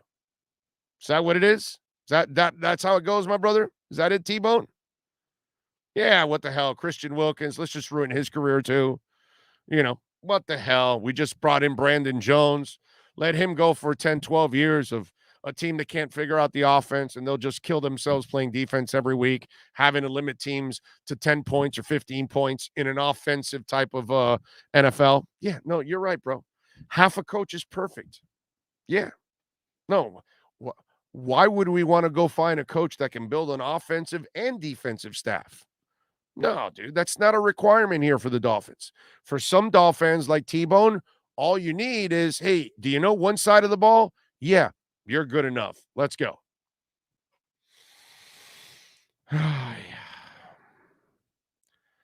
Again, do you think about some of the things you say? I'm just wondering. Before I send that text to O, let me think about that statement, you know? Is this a solid statement? All right, if you get rid of him, you get rid of the defense. But yeah, you're also getting rid of the offense. That's actually a good thing. Ernesto says, Big O, Flo, given the offensive Hydra coordinator scheme, along with the rest of the novice coaches, what accounts for this string of successes now? Well, defense is what's carrying them, and then their offense is doing just enough to get by. You know, yesterday was a different ballgame because obviously they turned them over so many times that really helped out. But it's defense that's been fueling it, bro. The offense is getting by in spite of the crappy coaching. Tua, Gesicki, and Waddle are succeeding in spite of these clowns. It's screwed up. We're back to Wanstead, dude. We're back to Wanstead, and we're not doing that again. At least I would not do that again. I would make changes. Marino Castillo, thank you. A little love on the super chat. He says, Big O, what do you think would be the Dolphins' record with a decent O-line, competent offensive coaches, and Tua? Would you have double TDs? Sir, they'd be 9-3 right now. I tweeted that out yesterday. If the Dolphins had a QB coach, an O-line coach, and an OC, Miami, no less than 9-3 right now. Okay? 9-3. That's what they would be right now, with real coaches on the offensive side. And by the way, maybe a real coach on defense that would have played the aggressive defense right from the get-go. Hell, they might have even had one more win or two if they would have played this defense from the get-go. You guys ever think of that, by the way? You're 5-7 now. If he actually plays the amoeba style in the first half of the season, do you win an extra game or two? Probably, right? It's weird. It's a strange thing. But Marino, thank you, sir. Appreciate you, my man. Ohio John, always a stud, always supporting the show. Thank you for the love in the super chat. He says, Greer's done a great job with this young D-line. Strong front four. And when Wilkins or Davis need a break at tackle, Seiler and Butler hold it down. Seiler could pick up. But Wilkins, Raekwon Davis, Jalen Phillips, Emmanuel Ogbah in free agency, Ohio John's right. They're doing some good things there on that D-line, baby. Okay? Definitely doing some good things. Let's see, what else do we have here? Where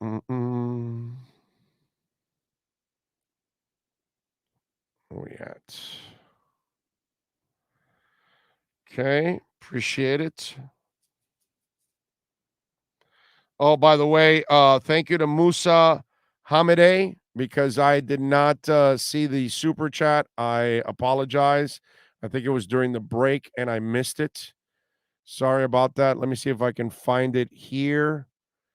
Because I'm still, this one, the one here on the right, I'll be able to find it on the break because this one has not refreshed. Usually when it refreshes, it disappears. So I think I might be able to find yours, Musa. Let me see. Thank you, as always, for all of you out there for supporting us. Remember, you can make a donation through Cash App and Venmo. Cash Big O Show. That's Cash Big O Show. Damn, there's a lot of chats coming in. It is impossible to keep up with all of these chats. There we go. Let's see. We should have Moose's very soon here. I keep scrolling, and it's like hundreds of comments. Thank you so much, man. On behalf of Sean and myself, we really love you for all of the support you guys are giving us, which is just absolutely amazing. And where is Moose's that I missed out on during the break?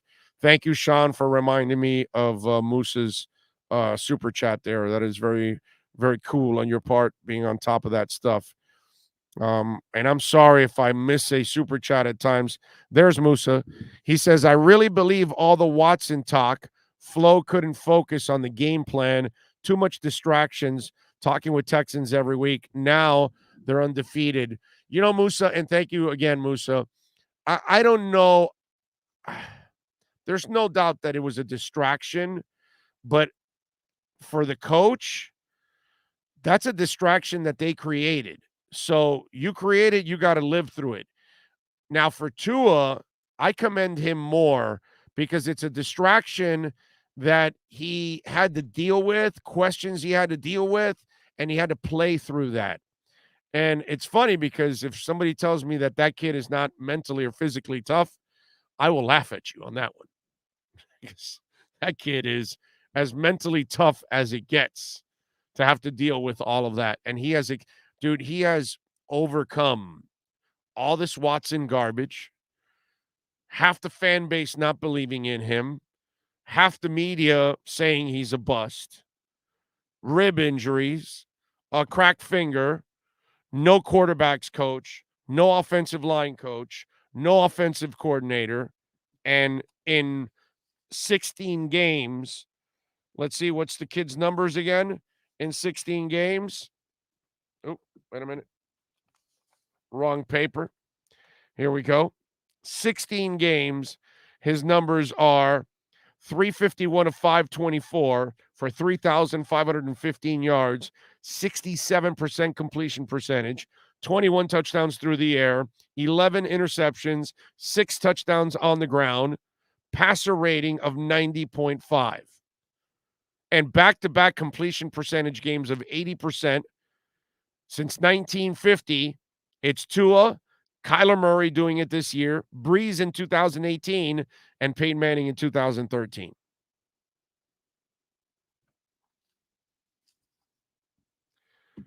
I admire Tua more and more every day. You know, that's why if there's anything I pray for as a Dolphins fan is get an O-line coach, fix this O-line, figure out who can play and who can't. Because right now, you know, some guy told me, well, how do we, you know, how can you tell who's a player or not? And I said, you can't. Until you actually get real offensive coaches in here, we can't really determine who can play and who can't on the O-line. Fix this damn O-line. Protect this kid. Get him a stud running back. You got a bunch of excellent complementary backs. You need a stud running back. And watch this kid take off. That's all. I got nothing but admiration for Tua Tagovailoa. So that's where I would say that all the Watson talk, it should hurt Tua more than anybody else. And yet he's fought through all of this. Mad props to that kid. Let's see. Alexia says, yep, Tua is mentally tough, if anything, because I don't know how he's still doing it this season. Yeah, well, he's a tough kid, man. Lizzie Finn fan says, please tell me management is sold on Tua. Is sold of Tua. Never, ever do I want to hear Watson's name in relation to us. Lizzie, can I tell you what my gut tells me? And it's a big gut. My gut tells me, my big gut tells me, it's the way I'm feeling it. When I saw Marino give Tua that hug, that attention on the field a little over a month ago, remember? I'm convinced that there is a Is it a schism? Is that what it's called when there's a divide? Is that the word I'm looking for? There's a divide in the building. Pay attention to me now. I think there's a divide in the building, but I think it's mostly Flo. I think mostly Flo doesn't like the kid. And I get a feeling that a lot of people in the building like the kid. And I think a lot of people in the building understand that Flo has effed this whole thing up. And I think a lot of people in the building are probably pissed off that Flo has done everything to sabotage the development of the quarterback, whether it's done purposely or just done because he's irresponsible when it comes to his offense. So I think there's a divide in there. And I think the decision will be made in the offseason, Flo or Tua. And we're going to see what direction they're going to go in. Because I don't think those two can coexist anymore. That's just my gut telling me what I'm seeing from the outside. Nobody inside the building telling me this. But this is kind of, then again, nobody had to tell me that it wasn't the front office the problem. It's coaching. Yet tons of people are pointing fingers at the front office, and all those people got a bunch of egg on their face right now. So that's kind of the way I look at it, Lizzie. And I think they're going to make a decision in the offseason. Do we go Tua or do we go Flo? And that's the decision they've got to make. Hour number 3. And in hour number 3, Omar Kelly is going to join us. Around 12:15, 12:20, I believe he's going to join us. And I believe that the Coach Flo is going to be on. Maybe we can get Coach Flo. We'll see. But hour number 3 is next. This is the Big O Show. Sports fans love a place with great food, cold drinks, and TVs everywhere. That's why sports fans love Sports Grill and their 7 amazing locations. Check out the Bird Road location at 11481 Southwest 40th Street in the back corner of the West Bird Shopping Center. Sports Grill is also now offering some great employment opportunities. All kinds of positions are now available from kitchen to hosting. Call for more information at 305-485-8845. From wraps to salads to amazingly delicious specialty dishes, Sports Grill is the home to the legendary special grilled wings. Since 1987, Sports Grill, good food, good drink, and good friends. It's the Big O Show. Judge, you tuned in to the hottest sports radio. When you need your warehouse looking good while staying efficient, there's only one place to find the finest racks in the business. Pallet Rack City in Hialeah. 305-424-8547. That's 305-424-8547.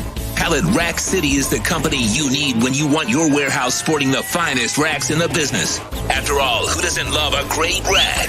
Pallet Rack City. 305-424-8547. That's 305-424-8547. Orlando, a.k.a. the Big O. He covers all the South Florida teams. For over 16 years, EJDconstruction.com has provided South Florida residents quality craftsmanship, accurate project management, and exceptional service. That's why EJDconstruction.com is an A-rated member of Angie's List and the Better Business Bureau. When you're looking for the right custom home builder for additions or home remodeling, please call my friend Eric at 305-433-4843. That's 305-433-4843 for EJDconstruction.com. Offense to the heat, well, you know what I mean. Monday to Friday, Lollipop, blow in the...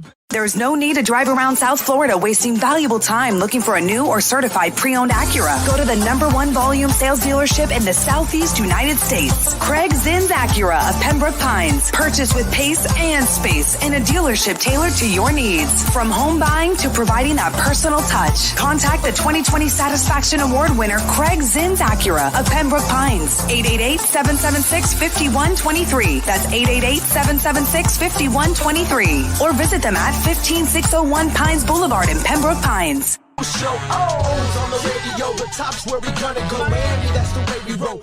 Folks, you can support the hardest working sports talk show in South Florida through Cash App or Venmo. Just search Cash Big O Show. Support us through Cash App or Venmo. Cash Big O Show. We thank you for your incredible support. On the morning show, we go. No one has a similar show. Talk sports, talk plays, talk. If you're a Miami sports fan, then there's only one store to go to, and that's Caneswear at Miami Fanwear in Davie. They're your one-stop shop for all your inner Miami CF, Canes, Dolphins, Panthers, and Marlins merchandise. They have hats, t-shirts, game day jerseys, and so much more. Located at 2511 South University Drive in Davie, and open 24/7 online at caneswear.com or innermiamiwear.com. Call them at 954-835-5597. Caneswear, the spot where Inner Miami and all Miami sports fans shop. Live and direct, because nobody do it better than Big O in the set. From sunrise, listen live. When you're ready to purchase a new home or refinance the one you have, American Dream Lending will make sure your loan experience is easy with fast approvals and quick closings. With many loan programs and competitive rates, now is the time to turn your dreams into reality. Ask about special financing for veterans. They never charge an application fee, and you will work directly with one of their experienced loan professionals. Stop dreaming and contact American Dream Lending today, 786-802-1727, or online at adreamlending.com. The viewpoints, statements, or beliefs expressed on the following program by the host, guests, or callers are not necessarily the opinions of FantasyXS.com, Media Group Inc., ownership, management, sponsors, or website. When it comes to South Florida sports teams, very few in the media have witnessed, lived, and covered it like the Big O. Let's start the program dedicated to your favorite South Florida teams with a passion that's unmatched. The Big O Radio Show is on. Here's the Big O. Right. Yes, sir. Welcome aboard. It is hour number 3 of the program. We appreciate all of you out there. Thank you, and radically thank you for the jokes, man. That is awesome stuff. That kind of thinking. I mean, that's as QAnon as it gets. So for your QAnon football mind is absolutely entertaining. So thank you for the laugh. Lizzie's asking, is Solomon Kinley so bad that he's not better than Jesse Davis? Lizzie, right now, don't trust anything. Nothing about the offense you can trust. Nothing about they don't know anything. They don't know who's good and who's bad. So right now, we don't know who's good, who's bad. None of us. Until they get real coaches in there, we won't really find out about the state of that team on offense and what they can actually be. So don't overreact to anything on the offense until they get real coaches. Tuttle Army with a little rock solid. There you go. Antonio Abraham says, what a win. It's a great feeling. This is a very young team. Tua is 67 of 86 attempts. He has done this without Wilson, Williams, Parker, and Fuller, who just stole $10 million. Hey, Antonio, those two detractors, they don't want to hear any facts. You know what I mean? You're a dude that came in with all kinds of facts. You laid the truth down. But these two, non-believers, I'm not going to call you haters because I know you don't hate the kid. How can you hate Tua? It's impossible to hate Tua. You know what I'm saying? It's kind of like Lamar Jackson. I'm not a believer. Can't be a hater of the kid. It's just a phenomenal young man. You know what I mean? So just one of those deals. But, Antonio, people don't want to hear facts, dude. They don't want to hear that he's missing all his top receivers, although Jalen Waddle's kind of turned into the real number one, actually. But overall, Fred, a.k.a. B-Bay, says Jalen Phillips, 6.5 sacks, ranks 21 in the NFL. Gregory Rousseau, 3 sacks, ranks 68th in the NFL. Go Fins. All those people jumping off to Jalen Phillips. I tried to explain, and I love Rousseau, but it's two different kinds of players. They had to draft Phillips. They had no choice. He fits what they want to do. Rousseau does not. Rousseau would be just an end in a 3-4, and that's not what you want with him. He'll be more disruptive as an end in a 4-3, and then occasionally put him inside. At times, he's going to help you do that too. But Phillips is a different guy, dude. Phillips can play outside linebacker, rush the passer, drop back. He can do many different things because he's a different athlete. So that's why they drafted him, because the defense that they run, Phillips fits it more than what they want to do with Rousseau. Not that Rousseau, I love Rousseau, dude. He's a hell of a player. You know what I mean? I think he'll be fine. But again, it's his rookie year, dude. Relax. I'm not going to overreact for anybody. Wasn't overreacting when Jaelan Phillips wasn't getting a bunch of sacks early on. He wasn't getting a lot of playing time and all that. He's a rookie. Got to give him some time to grow. John Santos says, I'm not trying to tell you how to do your job. We all know Flo doesn't say anything during his press conferences. As Dolphin fans, can we tune him out? Flo is better be out by the end of the season. Well, I don't know if better, but we'll see. We'll see what happens. Attaboy Bravo says, if you can only keep one, which one would you choose? Mike G or Agba? Well, I think you can keep both. They have plenty of money to keep both, so there's really no reasons to make a choice between one or the other, my friend. To be honest with you, you need both. It would not make any sense to let either guy go, in my book. Okay? I know Flo sometimes doesn't play Gesicki as much, which again, coaching, what can I tell you? Like, there was a play yesterday that Jalen Waddle went off the field, and I was like, and it was like in the red zone. And I was like, what are you doing? Why is he there? Why is he on the sideline? Like, Jaelan Phillips would never be on my sideline, ever, as a wide receiver. I wouldn't burn him out on special teams if I'm using him this much as a wide receiver. But when my offense is on the field and I'm the head coach of the team, Jalen Waddle's on the field all the time. When my offense is on the field, Mike Gesicki is on the field all the time. These are things I don't understand. What else do we have? I am really impressed with this team with all phases of the game. Tua has turned the corner. I agree. George Rodriguez says, put this on your calendar today. I'm saying it publicly. Tua is a franchise quarterback. I agree with you, George. I've said that from the get-go. The only thing I ever worry about Tua is durability. That's the argument that I can't defend it. If somebody tells me they're worried about his durability, it's something I can't. Now, if you tell me, he can't play, you and I are going to have a hell of a discussion. Yeah. Yeah, because that I won't have any of it.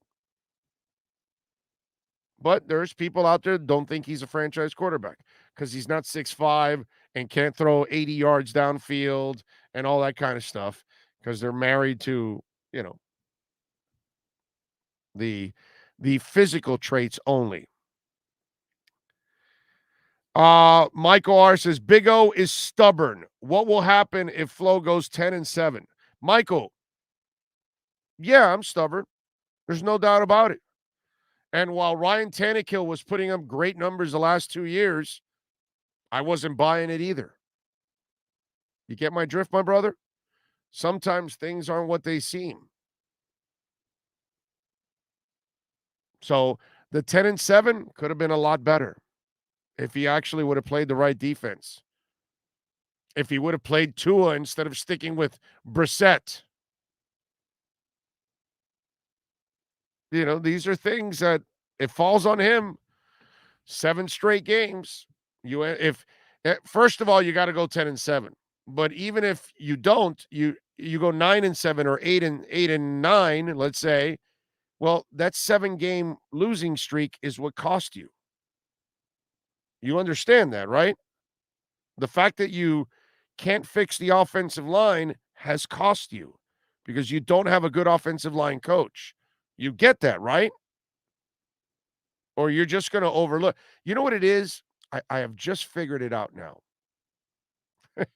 I just figured it out. Some of you Dolphin fans, you're so used to coming up short you're so used to having like one guy, half a team. Well, you know, if you fire him, then the defense is gone. He doesn't mention anything about the offense. So it's a thing, you know, I talked about this years ago that the Dolphin, there's a portion of the Dolphin that has been beaten down with so much bad football that they've lowered their standards on what's acceptable.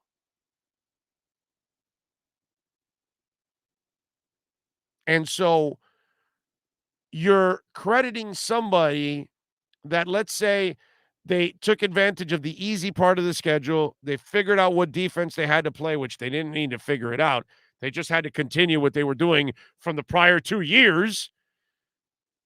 And you're supposed to look at it like, even if they go 10-7 and miss the playoffs, well, you're supposed to sit there and go, you dumbasses, why didn't you do this earlier?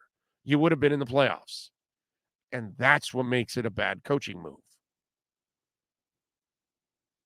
But there's some of you out there that you're so insecure already at this point that you'll settle for whatever's there.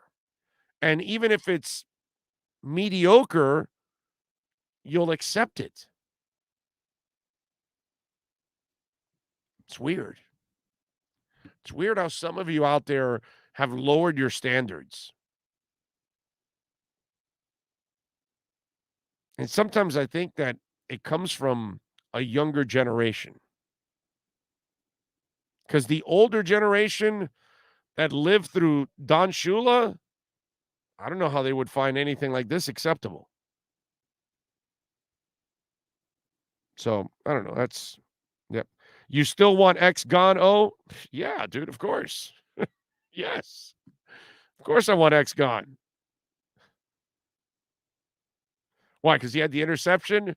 You didn't also see the bomb he gave up yesterday, too? He didn't switch? Yeah, X can get out of here. Yeah. Yeah. Anyways, they have to trade one next year. They have to trade either Jones or X next year. Why? Because they got to play Noah next year. They got to find out if he can play. You know what I'm saying? So they must do that.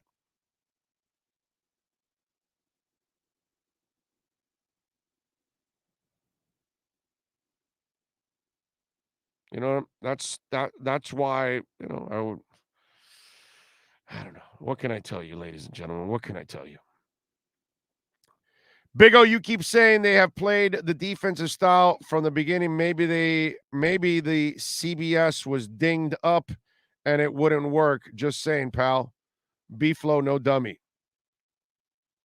Really? Why did it take them almost 2 years to move Austin Jackson to guard? No dummy? Why did he put 3 amigos to decide every 40 seconds how to call a play? No dummy? How come he rarely ever wins a challenge? You know, when you guys get into this discussion with me, have some ammo. Make sure. Because my brother, no dummy. Sometimes benching Mike Gesicki, is that smart? Starting the running back Brown at the beginning of the year instead of Gaskin, that's smart. Continuing to play Albert Wilson, or even keeping him on the roster. By the way, nice job by Albert Wilson. You had a first down and then you didn't. Way to kill the drive. That's smart too, bro. You want me to continue?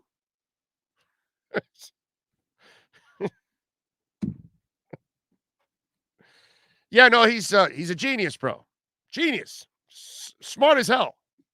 He's the smartest guy in the room. Didn't you know that? Yeah, he knows more about offenses than Chan Gailey. Why does he need Chan Gailey? Yeah, no, he's dude, he's a genius. He's super smart. Yep. Craig Sebring, love you, bro. Thank you for the super chat. He says, Big O, love your show. The first thing we need to do with all that money and surround Tua with a bunch of gorillas and tell them you protect him from hits. I'm with you, bro. I'm with you. Get a bunch of hogs in front of him and build, like I've said, build the wall of Montezuma in front of him. Just You know that Prudential Mountain that they show there in their logo? That's what you got to build right in front of Tua. You know, just a couple of skyscrapers there. That's all. So, yeah, I'm with you, Craig. No doubt about it.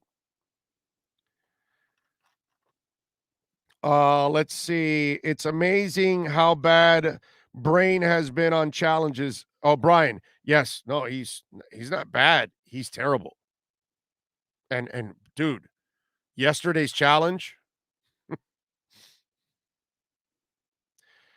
Scott, I haven't been negative today. I'm just on the flow thing. I am. But I've been talking about Tua. You just tuned in now. You know what I mean? You haven't been listening for 2 hours plus, bro. So, for the first hour, I've been praising everything on Tua and slamming the idiots that didn't believe in Tua, praising the front office, slamming the idiots that didn't believe in the front office, praising Tua and his performance, slamming the idiots that kept thinking that Herbert is light years ahead of Tua, which he's not because he's only got one more win than Tua and the Dolphins this year. So there's a lot of things you missed, my brother. And I talked about Jalen Phillips, how awesome it's been to watch him play. So you got to tune in, to the whole show before you comment on what the whole show was about. Okay? We're having the same discussion now about flow that we've had the last couple of months about Tua, that I had to battle the Tua disbelievers. I had to battle the Chris Grier disbelievers. I had to battle the overreacting, fools for Justin Herbert. So you missed all of that stuff, my brother. You joined us on the moment where, we're talking a little bit about flow, and I don't believe in flow still. That's all. What else do we have here? Though it worked out for the best, Flo should have challenged whether the goal line sack was actually a safety. Doesn't matter either way. He only challenges stuff he loses. That's, So it is what it is. 2 dominant defensive performances in the last 2 years. Yep, Flo doesn't know what he's doing. That's right. That's right. Does he know what he's doing on offense, Bryce? Okay. When he knows what he's doing, then he's actually managing the entire team, sir. I get it. Some Dolphin fans are so broke, and they're so broken down from all the losing and no success that they don't really see things completely. So you only see half a team. So you're happy with the defense, but meanwhile, there's the rest of the team. But that's all right, sir. It's all good. Half a team is good enough, I guess.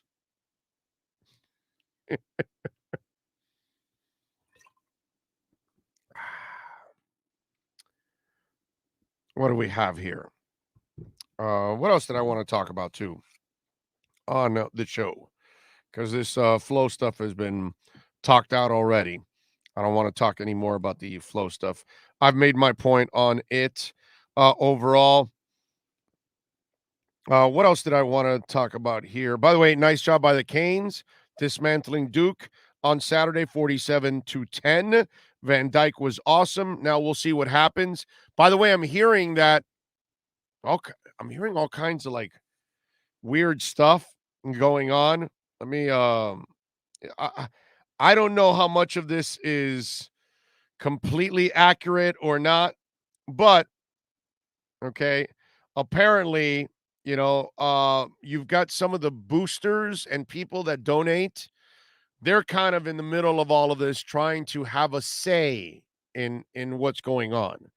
But it's one of those things where, you want to say, but I don't think Julio Frank is really necessarily giving them that say.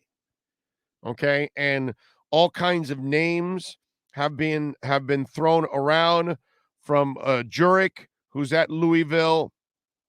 Obviously, everybody's talking about, Alonzo Highsmith and players, or ex-players, to Gino Torretta. They've been interviewed, that kind of stuff, which, by the way, Jurek was not interviewed by the people that matter. Maybe some of the boosters reached out to Jurek to see if he has a, what's it called, an interest in the job, right? So we'll see, but I don't want to throw out the names of some of the boosters that people told me that are kind of trying to get this thing going. They do want Cristobal badly. Now, I don't know if Cristobal is going to take this job. I don't know if he's willing to come here. I don't know if they have the structure that they need here. I don't know if they're going to spend what they need to spend to get him, because obviously you got to spend a lot. You got to buy him out in Oregon, and then you got to bring him here, and you've got to pay for his assistants, because he's not going to just, come here and blindly and give you the opportunity. I'm also told this: there's a chance they could hire a coach without an AD. And Manny had that, by the way, in The Athletic. Manny put out an article yesterday with a lot of the stuff that I've talked about here and even more. But I'm hearing that there's this battle with the boosters and, the board of trustees. So it's all, the people that donate, they're trying to influence the decision. Some of the people, the president and the board of trustees, well, they don't want those people to be controlling what the situation is. I still say this: you hire an athletic director, somebody that's a real athletic director, and then you name an assistant athletic director that's kind of a czar of football, whether it's Zoe or Toretta or somebody like that. That makes a lot of sense to me.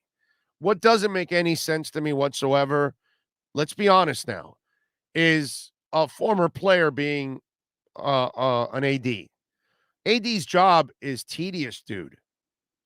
You got to take care of rowing or crew, whatever, tennis, women's basketball, men's basketball, women's soccer, whatever it is. And you're going to lose coaches and assistant coaches and all that stuff. And you've got to have fundraisers for all these different sports. These ex-football guys, they're not going to have the same, spirit to support everything and be involved in everything. They're going to be motivated about football. That's why you get somebody that's actually a real AD that does the job, and then you hire that person to help that AD out on the football side. That's what you do. That way, if you hire Alonso or you hire Gino Toretta or any of them, you don't put them in areas that they're not going to be comfortable in, handling all the corporate sponsors, handling all the different teams, having to go to all those different games. The ADs at a lot of those different events. I don't know if these kind of players really understand the amount of commitment and the time that it takes to be a real athletic director of a university. So to me, that's what they should do, is hire two people. Hire the real AD and then hire like a czar of football. That's what makes sense to me. It does not make sense to make Gino Toretta do something he's never done before, to make Alonzo Highsmith do something he's never done before. Because then the other parts of the athletic program, I know most of you don't give a crap about them, but it's going to hurt them. You need somebody with experience and that they've been building an athletic program, not just a football program. And then you let the football guy that is the athletic director's right-hand man, let that person help guide everything else with football and work with the coach. And by the way, even help out in any area too that he can. All right, let's take a break. Omar Kelly is going to join us next with our EJDconstruction.com Miami Dolphins report. For over 16 years, EJDConstruction.com has provided South Florida residents quality craftsmanship, accurate project management, and exceptional service. That's why EJDConstruction.com is an A-rated member of Angie's List and the Better Business Bureau. When you're looking for the right custom home builder for additions or home remodeling, please call my friend Eric at 305-433-4843. That's 305-433-4843 for EJDConstruction.com. The viewpoint statements or beliefs expressed on the following program by the host, guests, or callers are not necessarily the opinions of FantasyXS.com, Media Group Inc. ownership, management, sponsors, or website. The Big O Radio Show is home for the hardcore Dolphins fan. That's why we give you Omar Kelly twice a week. Buckle up. It's time for the EJDConstruction.com Miami Dolphins Report, exclusively on the Big O Radio Show. All righty, there he is. How you feeling, bro? You feeling good? I'm tired, as I'm always tired. Yeah, sure. Wait till you get to 55. Well, 50. I'm 44, and I've got a 9-month-old who wakes up at 5 o'clock in the morning like clockwork. Yes. If anybody out there knows how to reprogram a 9-month-old, I told you already. I gave you the key to it long time ago. You had to keep her up at night. She goes to bed. She's if she's cranky as hell at 6:30 and it wants to go to bed. If she's not in bed at 7:30, she's miserable. You gotta fight it. I know that I went through it. My daughter was cranky early on. Now the poor girl stays up at night all the time now. So I've created an insomniac. Unfortunately, but yeah, that's what we did. We would play with her up until like 9 o'clock or something, 9:30. We tried whole morning, dude. We sit in the living room, we play, we do everything, and then she just gets irritable, and it's like But anyway, I just and it doesn't matter if we can keep her up till like 9. She's still up at 5. Yeah, because that's her body clock, but you got to keep doing it, and then eventually she'll start sleeping later and later. And that's what happened with us. That we got lucky, we got in a groove that way, and it did help for all of us. But anyway, all right. So Flo had his press conference. Yeah. First of all, any updates on the injuries? I'm laughing because I try. No, I'm laughing because it's like Will Fuller. Like, man, I need to see some X-rays. I got it. Like, this must be at this point. This must be the broken finger from hell, dude. At this point, he's taking longer than the defensive end that blew off his fingers. 6, 7, 8, 9. This is gonna be week 10. That's what I'm saying. Jason Pierre-Paul didn't take this long, and he's missing fingers. Yeah, but he doesn't have to catch a ball. And listen, I just want to see him at practice. Missing fingers, bro. My man's missing fingers. There's a quarterback that came back to play with a fractured finger. That's a bad look for him, dude. I mean, the quarterback's playing with fractured ribs and a fractured finger, and he's throwing 100+ quarterback rating every week. Bad look, Will Fuller. Yeah, and Devontae Parker, you know what it is. Devontae will probably be back maybe in 2 weeks, and then he'll get hurt again, and we'll do this all over again. No, I'm with you there. But the Will Fuller thing, my Lord, I mean, stealing without a gun and a mask, he is the definition of it, dude. Holy moly. Hey. Right, does that guy even have the balls to look at anybody straight in the eye when he walks out of his house in South Florida? Because seriously, I mean, he didn't put a gun to your head. He did not put a gun to your head. No, I know, but I mean, have some pride, man.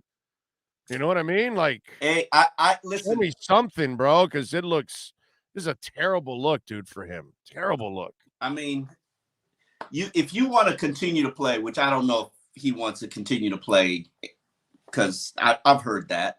I'm not even gonna lie, I've heard that. He's got to give you a good month in the season to show you what he can do, right? Yes. Oh no. Well, I'm done with him already. I mean, there's no way I would even. No, I'm not talking about for the Dolphins, not for the Dolphins. No. Oh, no, for anybody else. Oh yeah. No, yeah. But Omar, I think he's done already. If he continues to play, he will play on a minimum deal next year with some incentives because nobody's going to give him any kind of a contract next year because he's proven over and over and over and over again, and this year more than ever, he's unreliable. That's the problem, dude. Amen. You know what I mean? So how about anybody else on the injured list? Devontae Parker probably a couple weeks away. What else? Who else are they missing there?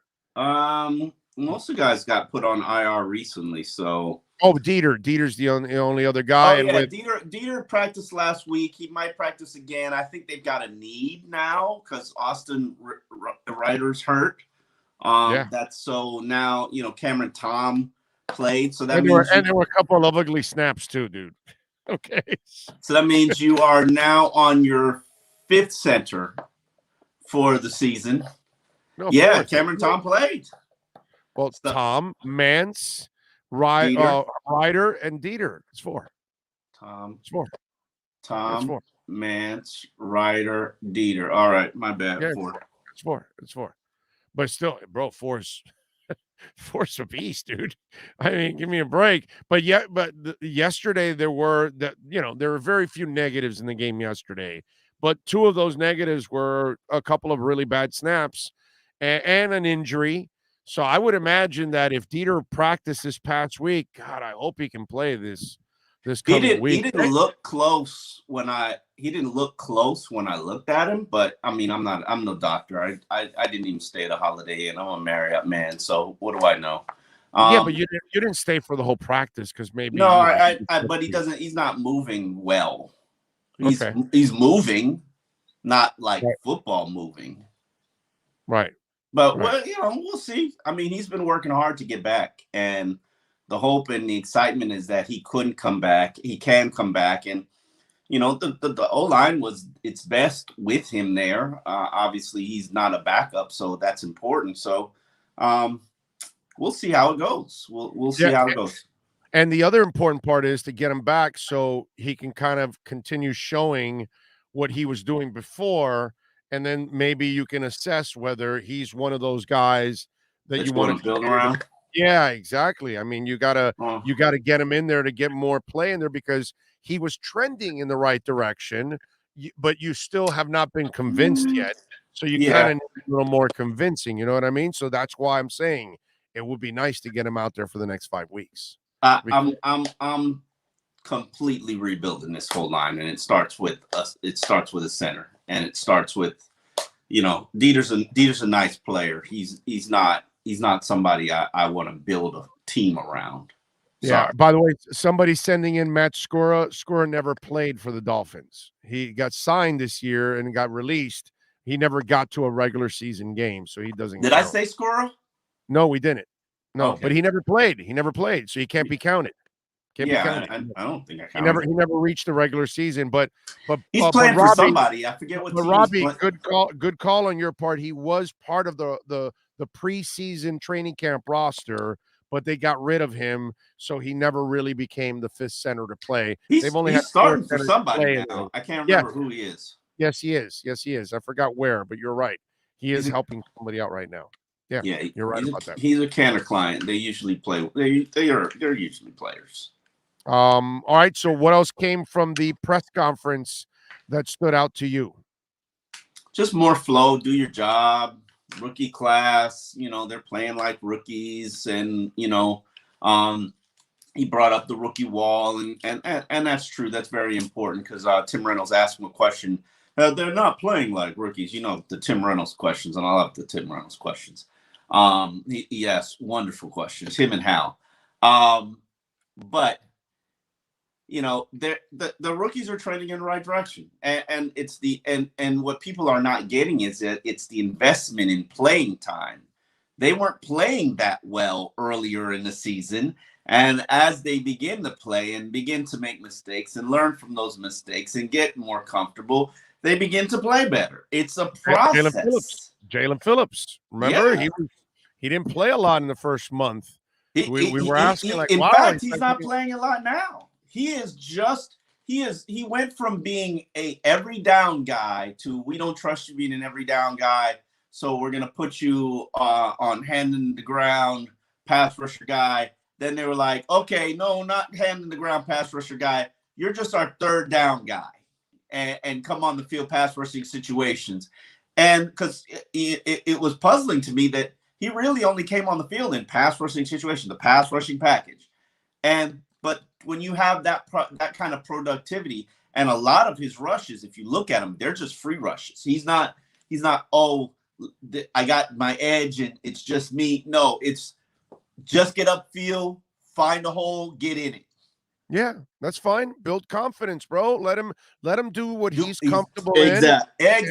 And I don't know how they didn't start this off like this from the beginning. I'll give you an example of what Belichick is doing, and I think it's genius on his part. So he drafts a young quarterback, and unlike the Dolphins, he has an offensive coordinator, an offensive line coach, an offensive line, a running game, and receivers. But if you notice, he's got him playing in a box. Doesn't really have him taking a lot of chances.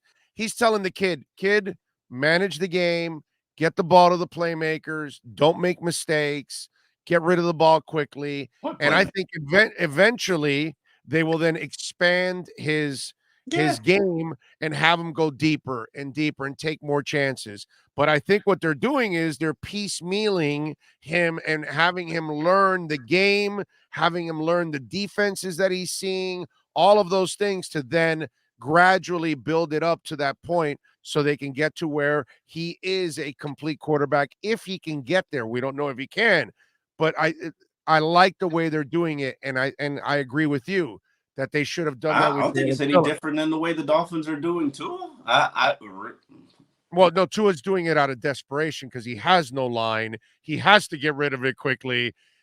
This guy actually has time, but they don't want him taking a lot of deep shots, so they keep him in a box. It's a different reason why Tua's stuck more inside a box than this guy. This guy, it's a whole different I honestly think it's both of them come from that RPO offense, and that is the RPO offense. Yeah, it's paint by numbers. It's you have a indicator player. I forget what they call that.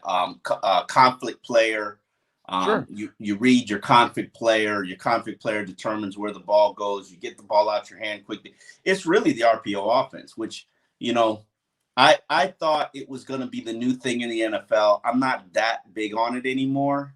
I see the limitations of it in the NFL, primarily the run game.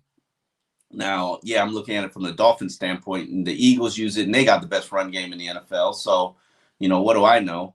But, the rules are different in college. And in college, the offensive lineman can tee off and get 3 yards downfield. In the NFL, the offensive lineman can tee off, but they can only move 1 yard downfield. It's a little bit different because for people who don't know the RPO, in the RPO, offensive linemen don't know whether it's a run or a pass. They are just doing the play the exact same way every single time, and they're supposed to reset the line of scrimmage and create openings. Well, if you can't move off 1 yard without being engaged, they can be engaged and move 1 yard. Right. Move more than 1 yard. But, when teams know you're running the RPO, their goal is to not allow you to be engaged with them. And if you're not engaged, you can't move. And then, it's basically possible penalty. So there's so many tricks to it. If the rules were unilateral between both leagues, and I hope the NFL would get to the point where they say, hey, in an RPO you can be downfield 3 yards. That would make sense if you want this style of offense that's taking over college football to sort of catch fire in the league and make it a more flashy style of play. You change the rules and adapt the college rule. Omar, well, it looks like now the kid has played 16 games. Yeah. 351 of 524 for 3,515 yards, 21 touchdowns, 11 interceptions, 67% completion percentage, 90.5 passer rating, and 6 rushing touchdowns. So he's accumulated 27 touchdowns and 11 interceptions. What would you call that as a rookie season? I would call it an above average rookie season. I would call it satisfactory. I would call it, don't forget the record, 9-7. And let me add, no QB coach, no O-line coach, no offensive coordinator, and a bad offensive line, and no running game. How much more impressive are those numbers? What's interesting about that, and I wrote a column in the Sun Sentinel, which is, annoying the hell out of me on Twitter, because it's funny that, everybody always says I'm a Tua critic and hater. I sit here and I talk to you 2 times a week. We sit and have 30-minute conversations. I know I'm a Tua supporter. I know I'm a Tua believer. I do my own show, X's and Omar. I spent 2 years advocating for the Dolphins to draft him before he was actually eligible. Tank for Tua, but I hate Tua, clearly.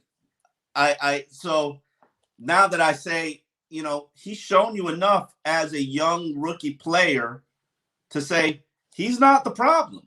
He's the guy that you should be investing in. Now, am I shooting my shot at Aaron Rodgers? Yes, I'm shooting my shot at Aaron Rodgers.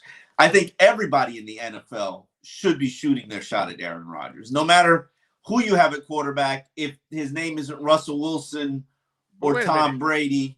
But wait a minute, he's not shooting his shot with the vaccine. I'm sorry, I couldn't help myself. Go ahead. I'm sorry. Listen, everybody has the right to live their life how they want to live their life. At least have some respect. He didn't give you a fake vaccination card. Well, listen, we don't need to get Antonio Brown in this conversation. Stop it. Listen, stop with Antonio Brown. Listen, let me say something about Antonio Brown. This man has been extorted more than any human ever possible. And you mean the moving truck driver extorted him when he beat him up in the truck? You mean when he threw out the furniture off a 14th floor story and the couch? I'm missing out. Yeah. You didn't know about the couch he threw off a 14th floor story and it landed close to a kid? No. Oh, yeah. What year was this? When was this? Oh, you didn't know that. Oh, you're not keeping up with all of the stories. Lots of stories with Mr. Antonio Brown. Come on. Don't try to paint an innocent picture with that. No. Anyway, think about this. My chef knows that I got a fake vaccination card. For real? Everybody that works with him. Everybody, bro. He don't pay people. That's his problem. Well, I'm just saying, but let's not paint any innocent picture with Antonio Brown, okay? That's the moron filming everybody on Facebook in the locker room. With a face like he looks like he's drunk or high when he isn't, but he just looks like he's drunk or high in that locker room and just with that stupid ass smile. Meanwhile, there's a naked Pittsburgh Steeler behind him and he's like, whatever. And it's like, so I just want to make sure we know who we're talking about here. Listen, okay? Antonio, bro, come on, bro, on the vaccination card, for real? Dude, whether it's true or not, I just had to have fun with the story. It went with the moment. Come on, for real? Omar. It's just jokes. We're just having fun. I gotta have fun. That's it. No, but I'm saying, they're trying to take him down with a fake vaccination card. For real? Yeah, that's serious, Omar. That's serious, dude. Listen. No, you're putting people at risk, dude. You can't say you're vaccinated and you're really not, because there is a different protocol. Because if you're not vaccinated, you're at more risk than a person that's not. That is. We don't know. Half these. We don't know.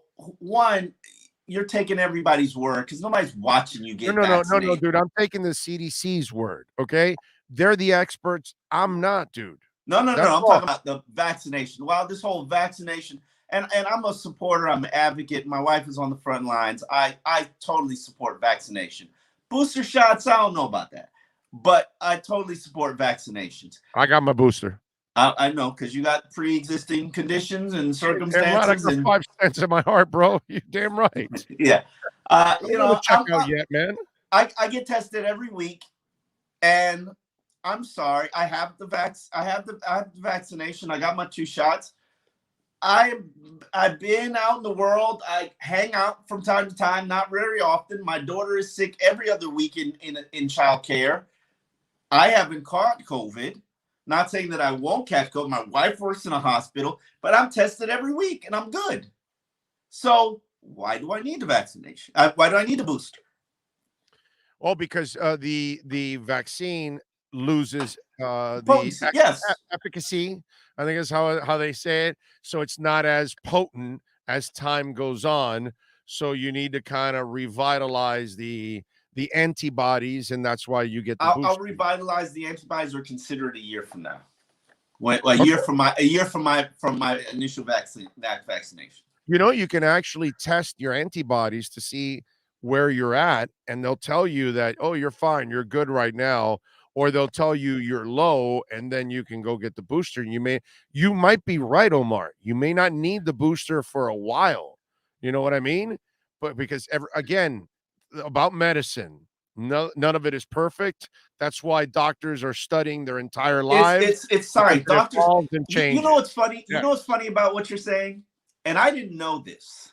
I have a friend, my best friend, his wife is she's like a super high level, like complicated pregnancy doctor. I forget what they call it. This woman has been in school, like, God, she's in her mid-30s, and she just finished and has finally got her job and is not anymore a resident. And lo and behold, she's still got to take tests. It's like, goddamn. Like, Are you serious? I go through all that, and then every year you gotta test me? Yeah. That's crazy. And then we sit here and we question these people? Like, are you insane? Right. But, I mean, what can I tell you? It is what it is, bro. But anyway, first season for him, it looks, complete season. And especially under really difficult. Here's the most important telling stat, which I wrote in my column. Ryan Tannehill's final 16 games as a Dolphins player. That includes the end of the 2016 season when he got hurt, and includes his final year in 2018. Okay. He had a 10-6 record. Okay. Ryan Fitzpatrick, a 17-year veteran. Final 16 games, which is a collection of 2020 before he got benched, and 2019. He had a 9-7 record. Okay. Tua's first year in the NFL, and all of them comparable stats. Tua, first year in the NFL, still doesn't know everything that defenses can throw at him. Doesn't have shit to work with. Doesn't have the knowledge of a Fitzpatrick. No knowledge of the Fitzpatrick, no arm of Tannehill, man. no athleticism of Tannehill. Like, you know what? I was saying this to John Kinjimi yesterday. You know what I took for granted with Ryan Tannehill?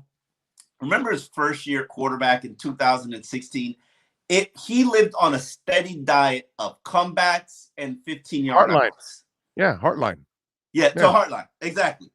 Yeah. You know how complicated that pass is to throw? And how much of an arm you have to throw it? He lacks no athleticism whatsoever. And none. Ryan has it all. And to think that, like, I took that pass for granted. Like, Tua can't throw that pass to save his life. Like, it ain't happening. So, like, as I've said to you before, if we could collect and combine Tannehill's athleticism, his arm talent, with Tua's intellect, savviness, pocket presence, accuracy, anticipation, man, you have one hell of a quarterback. Yeah. You saw him yesterday, right? No, I didn't see. I know he lost. They lost 36-13. He don't have anything to work with, right? Wait a minute. All right. No, you're right. The receivers were injured, but I've seen Tua with a whole bunch of lesser guys too in play. That's true. But Tannehill was 11 of 21 for 93 yards, a touchdown, and an interception. But here's the amazing part of all of this. They rushed 39 times for 270 yards. Wow. No Derrick Henry. Donta Freeman had 19 for 109, and Dontrell Hilliard had 12 for 131. So what you trying to say, Big O? What you trying to say? My man had a running game and still couldn't get it done yesterday. Hey, listen. It's funny how the NFL... Could you give Tua 270 yards rushing, please? Do me a favor. Give Tua 270 yards rushing. Only in my dreams. You won't beat him, bro. The Hawaiian sensation will beat everybody with 270 yards rushing. I got to look up what Najee Harris did this week. I have a sick obsession. Big Ben is he's cooked, bro. He's been is Cam Newton. Come on, bro. Well, I knew that already a while ago. That's not, but I'm saying that is the proof, and this is my fear about Tua. When defenses know you don't have the arm to throw outside the numbers, even though you still believe you could throw outside the numbers, like Dolphins kept jumping every route Cam Newton threw outside. Of course. And because remember, Cam has no anticipatory skills, so he waits for the break, and the DBs know that. So, but before, when his cannon was his cannon, he could still beat the DB to the edge. Now, his cannon is not a cannon anymore, and he can't beat the DB. He's not making that Randall Cunningham evolution as a quarterback. Najee Harris, Ben Roethlisberger, 24 of 41, 263, a touchdown, and 2 interceptions. So, you have no quarterback. Najee Harris goes 8 of 23. And 3 receptions for 14 yards. Oh, not a good day for Najee. He was a non-factor yesterday. Cincinnati Cincinnati. Cincinnati's the new monsters of the Midway in that division at this point in time. Okay, I'm not buying it. I'm not. Well, Najee Harris had 2.9 yards this week, 3.3 the week before against the Chargers, 12 for 39. Then against Detroit, who's a terrible team, he had 4 yards a carry, 26 for 105. He's got a horrible offensive line. And that's my point. Yeah. 22 of 62 for 2.8 yards against the Bears, 26 for 91, 3.5 against Cleveland, 24 for 81, 3.4 against Seattle. He had a good one against Denver, 23 for 122 for 5.3. But what my point is, and his first couple of games against Buffalo, 16-45, 2.8, 10 for 38, 3.8, 14 for 40, 2.9 against Cincinnati. He got stumped by Cincinnati twice. But my point is, for all the people that talk crap, oh, no, bring Najee Harris here and everything will be different. No, dude, if you don't fix the line, you're not going to have your quarterback very long. You're going to get Tua killed, and I don't care who the running back is. You don't win running into walls. I'm sorry. It just doesn't happen. And so you look at the Steelers, and they have at least what used to be a Hall of Fame quarterback. So you have an image of maybe a guy you got to kind of respect a little bit, but you look what happens to Najee. And so it's just a lesson that if you don't fix that damn line, they're not going anywhere, bro. I preach it all the time. It all the time. Nobody preaches it more than you do. Every single year. You gotta you know what my new plan is? Trent Brown from right. I got you. No, I know what you're saying. They're not gonna overpay. The Patriots aren't gonna overpay. He's a Miami resident. He trains down here in the offseason. Right. You already know he's a mountain of a man, so you're not getting around him. Yeah. And you need to get at least 2 of those guys. You need to get 2 of those guys. 2. Probably. You got to go get another stud lineman, spend the money. And if you get a real O-line coach, I think he'll make, out of the guys you do have, I think he'll find 2 or 3 guys that can work. I don't believe these 5 guys are a bust. I don't believe it, bro. Every other draft pick is developing. Every other one. The only 2 that aren't developing are not playing, Noah and Hunter. That's it. All the other guys they drafted that they're playing, they're all developing. So after all the crap that people talked about with the front office screwed up in hiring a coach that can't build a staff. Front office don't do that. That's not front office's job. No, I'm not saying that's Flo's job. What I'm saying is the front office screwed up in hiring Flo. They have to get another coach that can build a coaching staff. That's what they need. You do realize nobody's being fired, right? Probably not. You know what I'm saying? But But I would get rid of him. And I think there's a schism in the building, bro. I think a lot of people believe in Tua, and I think the coach doesn't. And I think there's a problem in the building with the coach and his unsatisfactory ways for his quarterback in that building. I'm just telling you, when I saw Marino do that on the field, that to me tells me that there's something. Nobody knows the conversation that they had. Nobody knows what was said. Nobody, listen. You're right. And every quarterback is going to face adversity at some point. I don't care that Tua's adversity is the Dolphins wanted to step out and get with Deshaun Watson. If that's your biggest problem, okay, trust me, it's not your biggest problem. Well, that's not your biggest problem. Yeah, it's not. Exactly. Again, it goes back to the Najee conversation. You go ahead and trade Deshaun Watson, and he won't last more than 5 or 6 games either behind that line also.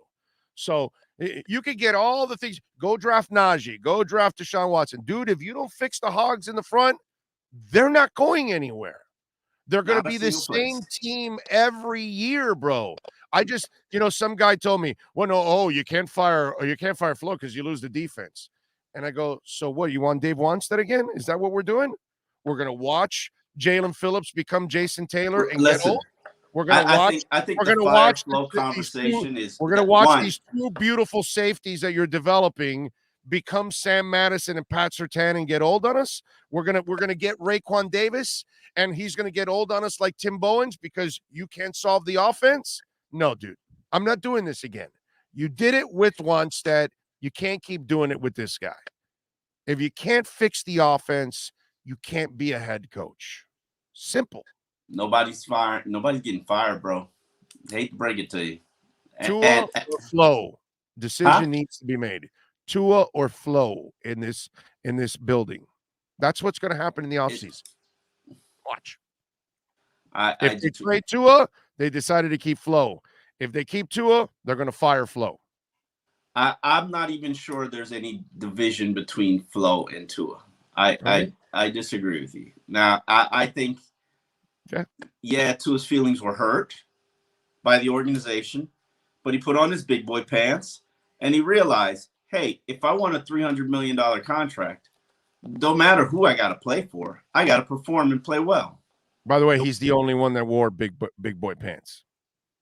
Only one. He's the only one. Flo ain't wearing no big boy pants. Okay? He's the only one that wore the big boy pants. I disagree with you. Flo took questions every day, unlike everybody else in the organization. Yeah, and completely misled you guys and never told you anything. Didn't mislead us. Stuck to his narrative. Wouldn't allow the story to go away because the story wasn't going away. Right. Did not lie. I respect that. It didn't exactly, a head coach's job, and I'm glad, I forget who asked that question, is to not create distractions or to get rid of distractions. Well, that was a huge distraction that clouded hung over the team for a month, if not longer. I've only covered coaches that didn't want distractions. Meanwhile, it was like a welcome distraction here all the time. They acted like they didn't want it, but they were acting like they were looking for it. It's the weirdest thing, dude. It's a weird dynamic. Anyway, it's that's past them for now. Tua's an adequate. Let's see. He's the 17th highest rated quarterback in the NFL right now. Let's see if he continues to move up. The goal should be a top 10 quarterback. And he's top 10 right now. 17 with the shit he works with makes you top 10. Okay? All right? He's got the three stooges. I'm not giving out gifts and consolation prizes and I'm not giving out gifts, consolation prizes, credit, welfare, I am. Welfare. He's got the three stooges as his offensive coordinators. Okay? He's got Mo, Curley, and Shemp deciding who the hell calls a play? No, I like this one. No, I like that. No, boom, pop, pop, pop, everything going on. It's all Three Stooges, bro. Never that. Never that. They have always had one universal play caller. Do they create the game plan together? Yes, they do. Listen, am I happy with everything going on offense? Absolutely not. I think everybody over there is a level ahead of where they should be. Is that Flo's problem? Yes, it is Flo's problem. Flo needs to fix it. Hopefully he'll fix it in the offseason. He's not afraid to fire people. That's what he's been doing for 2 years. I hope Chris Greer is not afraid to fire people too. Whatever. Yeah, that wait for that one. Chris, I think the reality is I think Flo is safer than Chris, and that's just the reality of it. Okay. And all right. I don't care either way. I'm on my 4th, 5th regime. It just keep on churning, and it's gonna keep on churning. And by the way, I saw the video. They caught you doing the waddle on your way to the car. I heard that you I heard you're now doing the waddle after an article. Every time you write an article and you're happy with it, you waddle.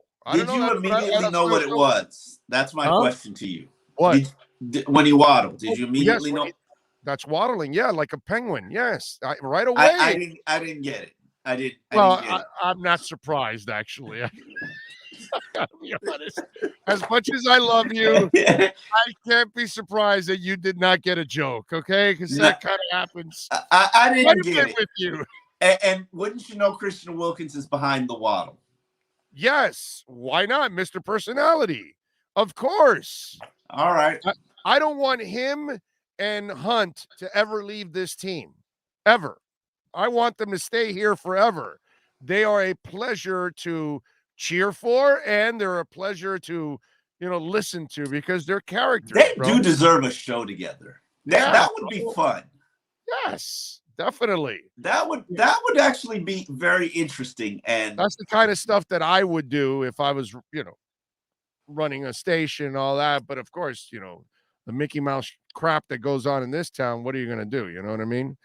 It is what it is. But yeah, I mean, those two guys are just absolutely awesome. Speaking of that, okay, kid has 77 catches for 759 yards, 5 touchdowns. Yesterday, 9 for 137 and the touchdown overall.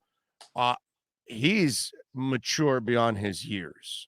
One of the things, he reminds me a lot of Bam Adebayo, that he's a kid that is so gifted, but at the same time grounded enough that he's not going to allow the moments to take over. He's still going to put in the work.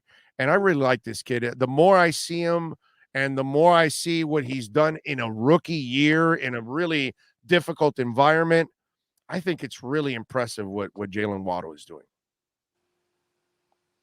Okay. You don't think so? Really? You're not impressed by that young man? I think in every way, shape, and form. I think he could do more. I said this on Twitter, and I truly do mean this. Like, majority of the stuff that I saw them run in training camp, I have not seen them run yet. And I'm like, they have no line, doggy. They have no line, no running game. I know. Once you fix the hogs in the front, and you get a running game, that'll buy Jalen all the time. I want to see him run. I want to see him run a deep dig. Like, why doesn't he run a deep dig? Because he doesn't have time to do that kind of stuff. Why don't they run an end around? That doesn't require them, the offensive linemen. Well, an end around, no. Okay, yeah, no, that's yeah. Like he's carried the ball twice. Yeah. And one of them was for a touchdown on an end. Right, around. and they're usually around the end zone is when he does it. Yeah. And I think he, I love the praise. He's on pace to have a great rookie season if he can stay healthy. One, I don't think he's 100% healthy. And two, I think he could do way more than what he's capable of if he had more help. All right, exactly. Stay with me on this. Not only the line, But if you want to do all that end around stuff also, you have to have receivers that are exceptional at blocking. Hey, Mac, You know what I mean? hold on. Don't disrespect Mac Hollins like that.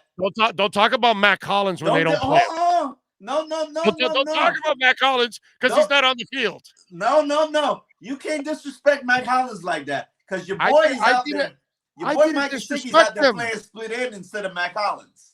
I didn't disrespect it. I'm telling you, they don't use his ass, so it won't go. Why the hell isn't he on the field and them running an end around tiny to little his Albert side? Wilson? They're using tiny little Albert Wilson, who had a first down and decided, no, I'll run a couple of yards behind and kill the drive.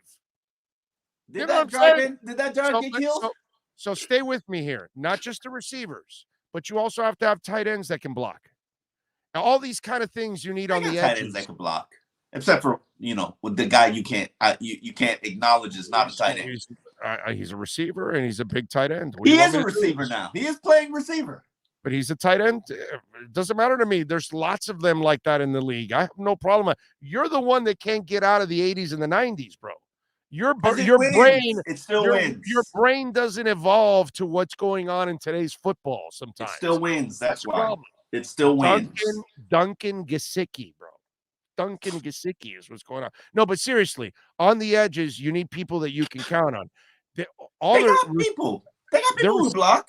70% of the receivers are injured. So the other guys that they're using, and I don't know if you want to put Jalen Waddle, he's the only one. Then who else are you going to use? Albert Wilson? Preston can block and Mac Hollins can block. Preston can't even be on the field, bro. And if you put him to block. Preston played H-back while Mike Gesicki can't play H-back.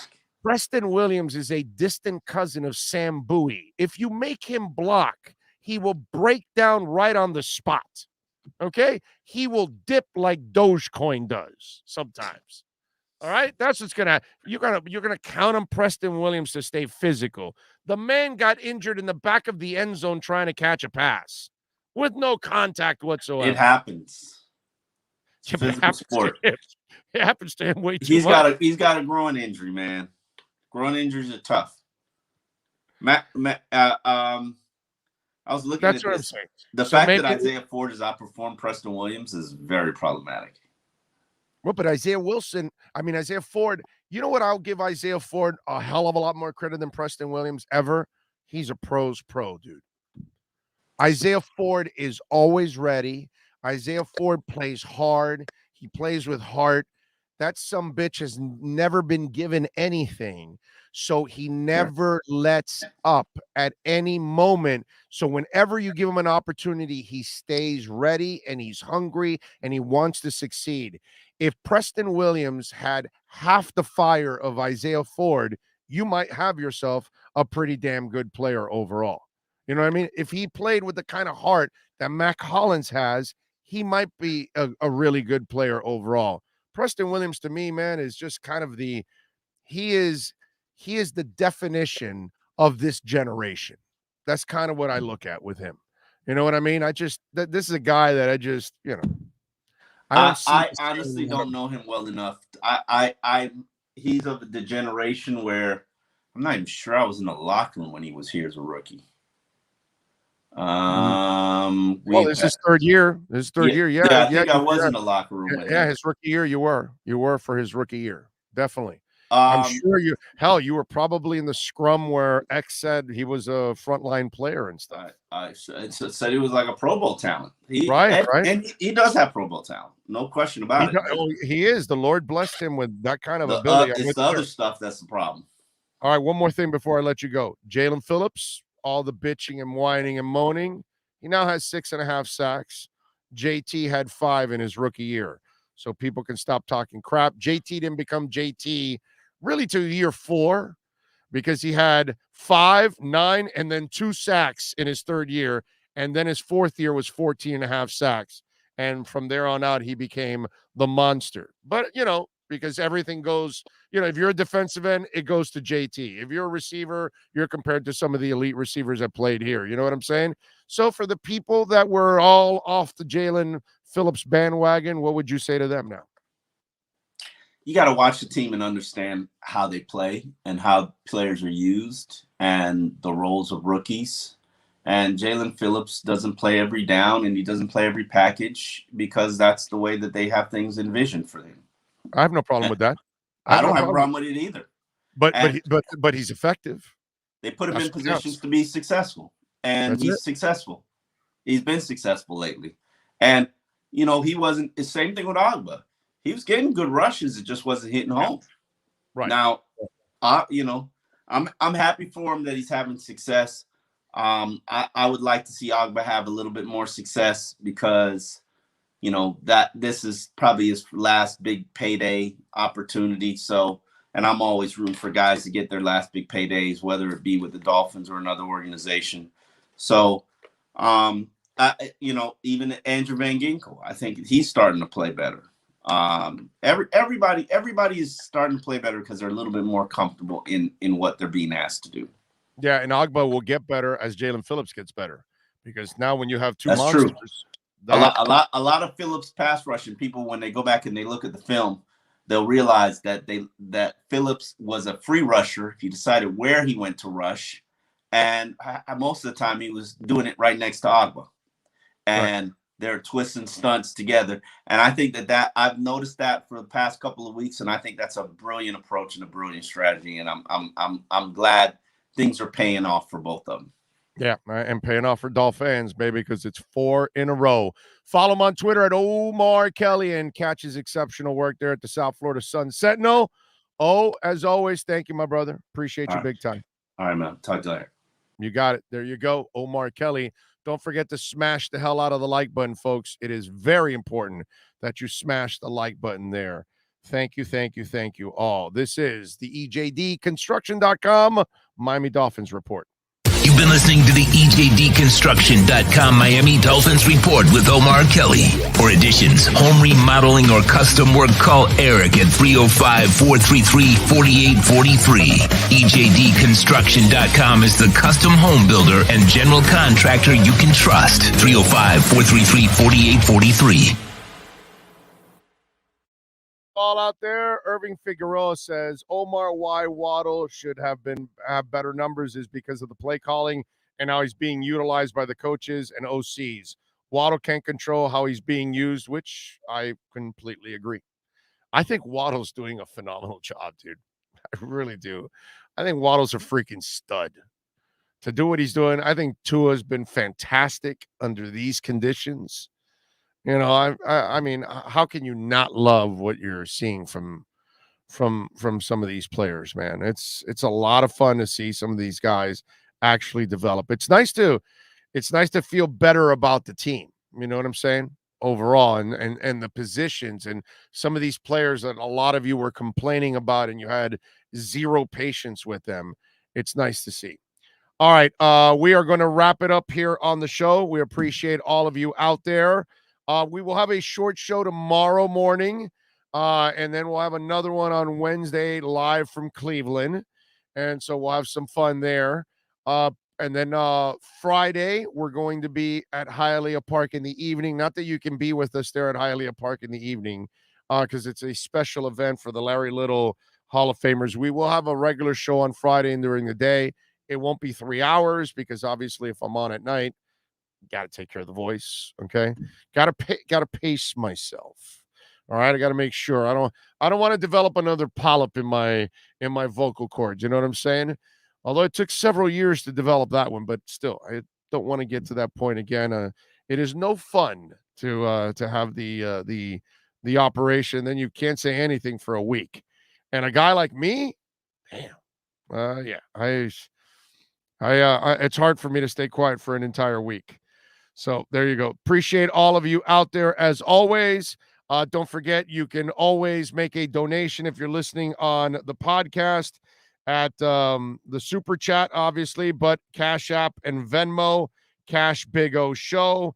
For those of you out there, if you ever want to make a donation and help us grow, Cash Big O Show. Don't forget, you can reach out on the email, bigoradioshow@yahoo.com, and on Twitter at Big O Show. Sean Stanley, as always, exceptional getting it done, driving this program and putting everything together. We will see you tomorrow, ladies and gentlemen. Same time, same place, same bat channel. This is the Big O Show. Sports fans love a place with great food, cold drinks, and TVs everywhere. That's why sports fans love Sports Grill and their 7 amazing locations. Check out the Bird Road location at 11481 Southwest 40th Street in the back corner of the West Bird Shopping Center. Sports Grill is also now offering some great employment opportunities. All kinds of positions are now available from kitchen to hosting. Call for more information at 305-485-8845. From wraps to salads to amazingly delicious specialty dishes, Sports Grill is the home to the legendary special grilled wings. Since 1987, Sports Grill, good food, good drink, and good friends.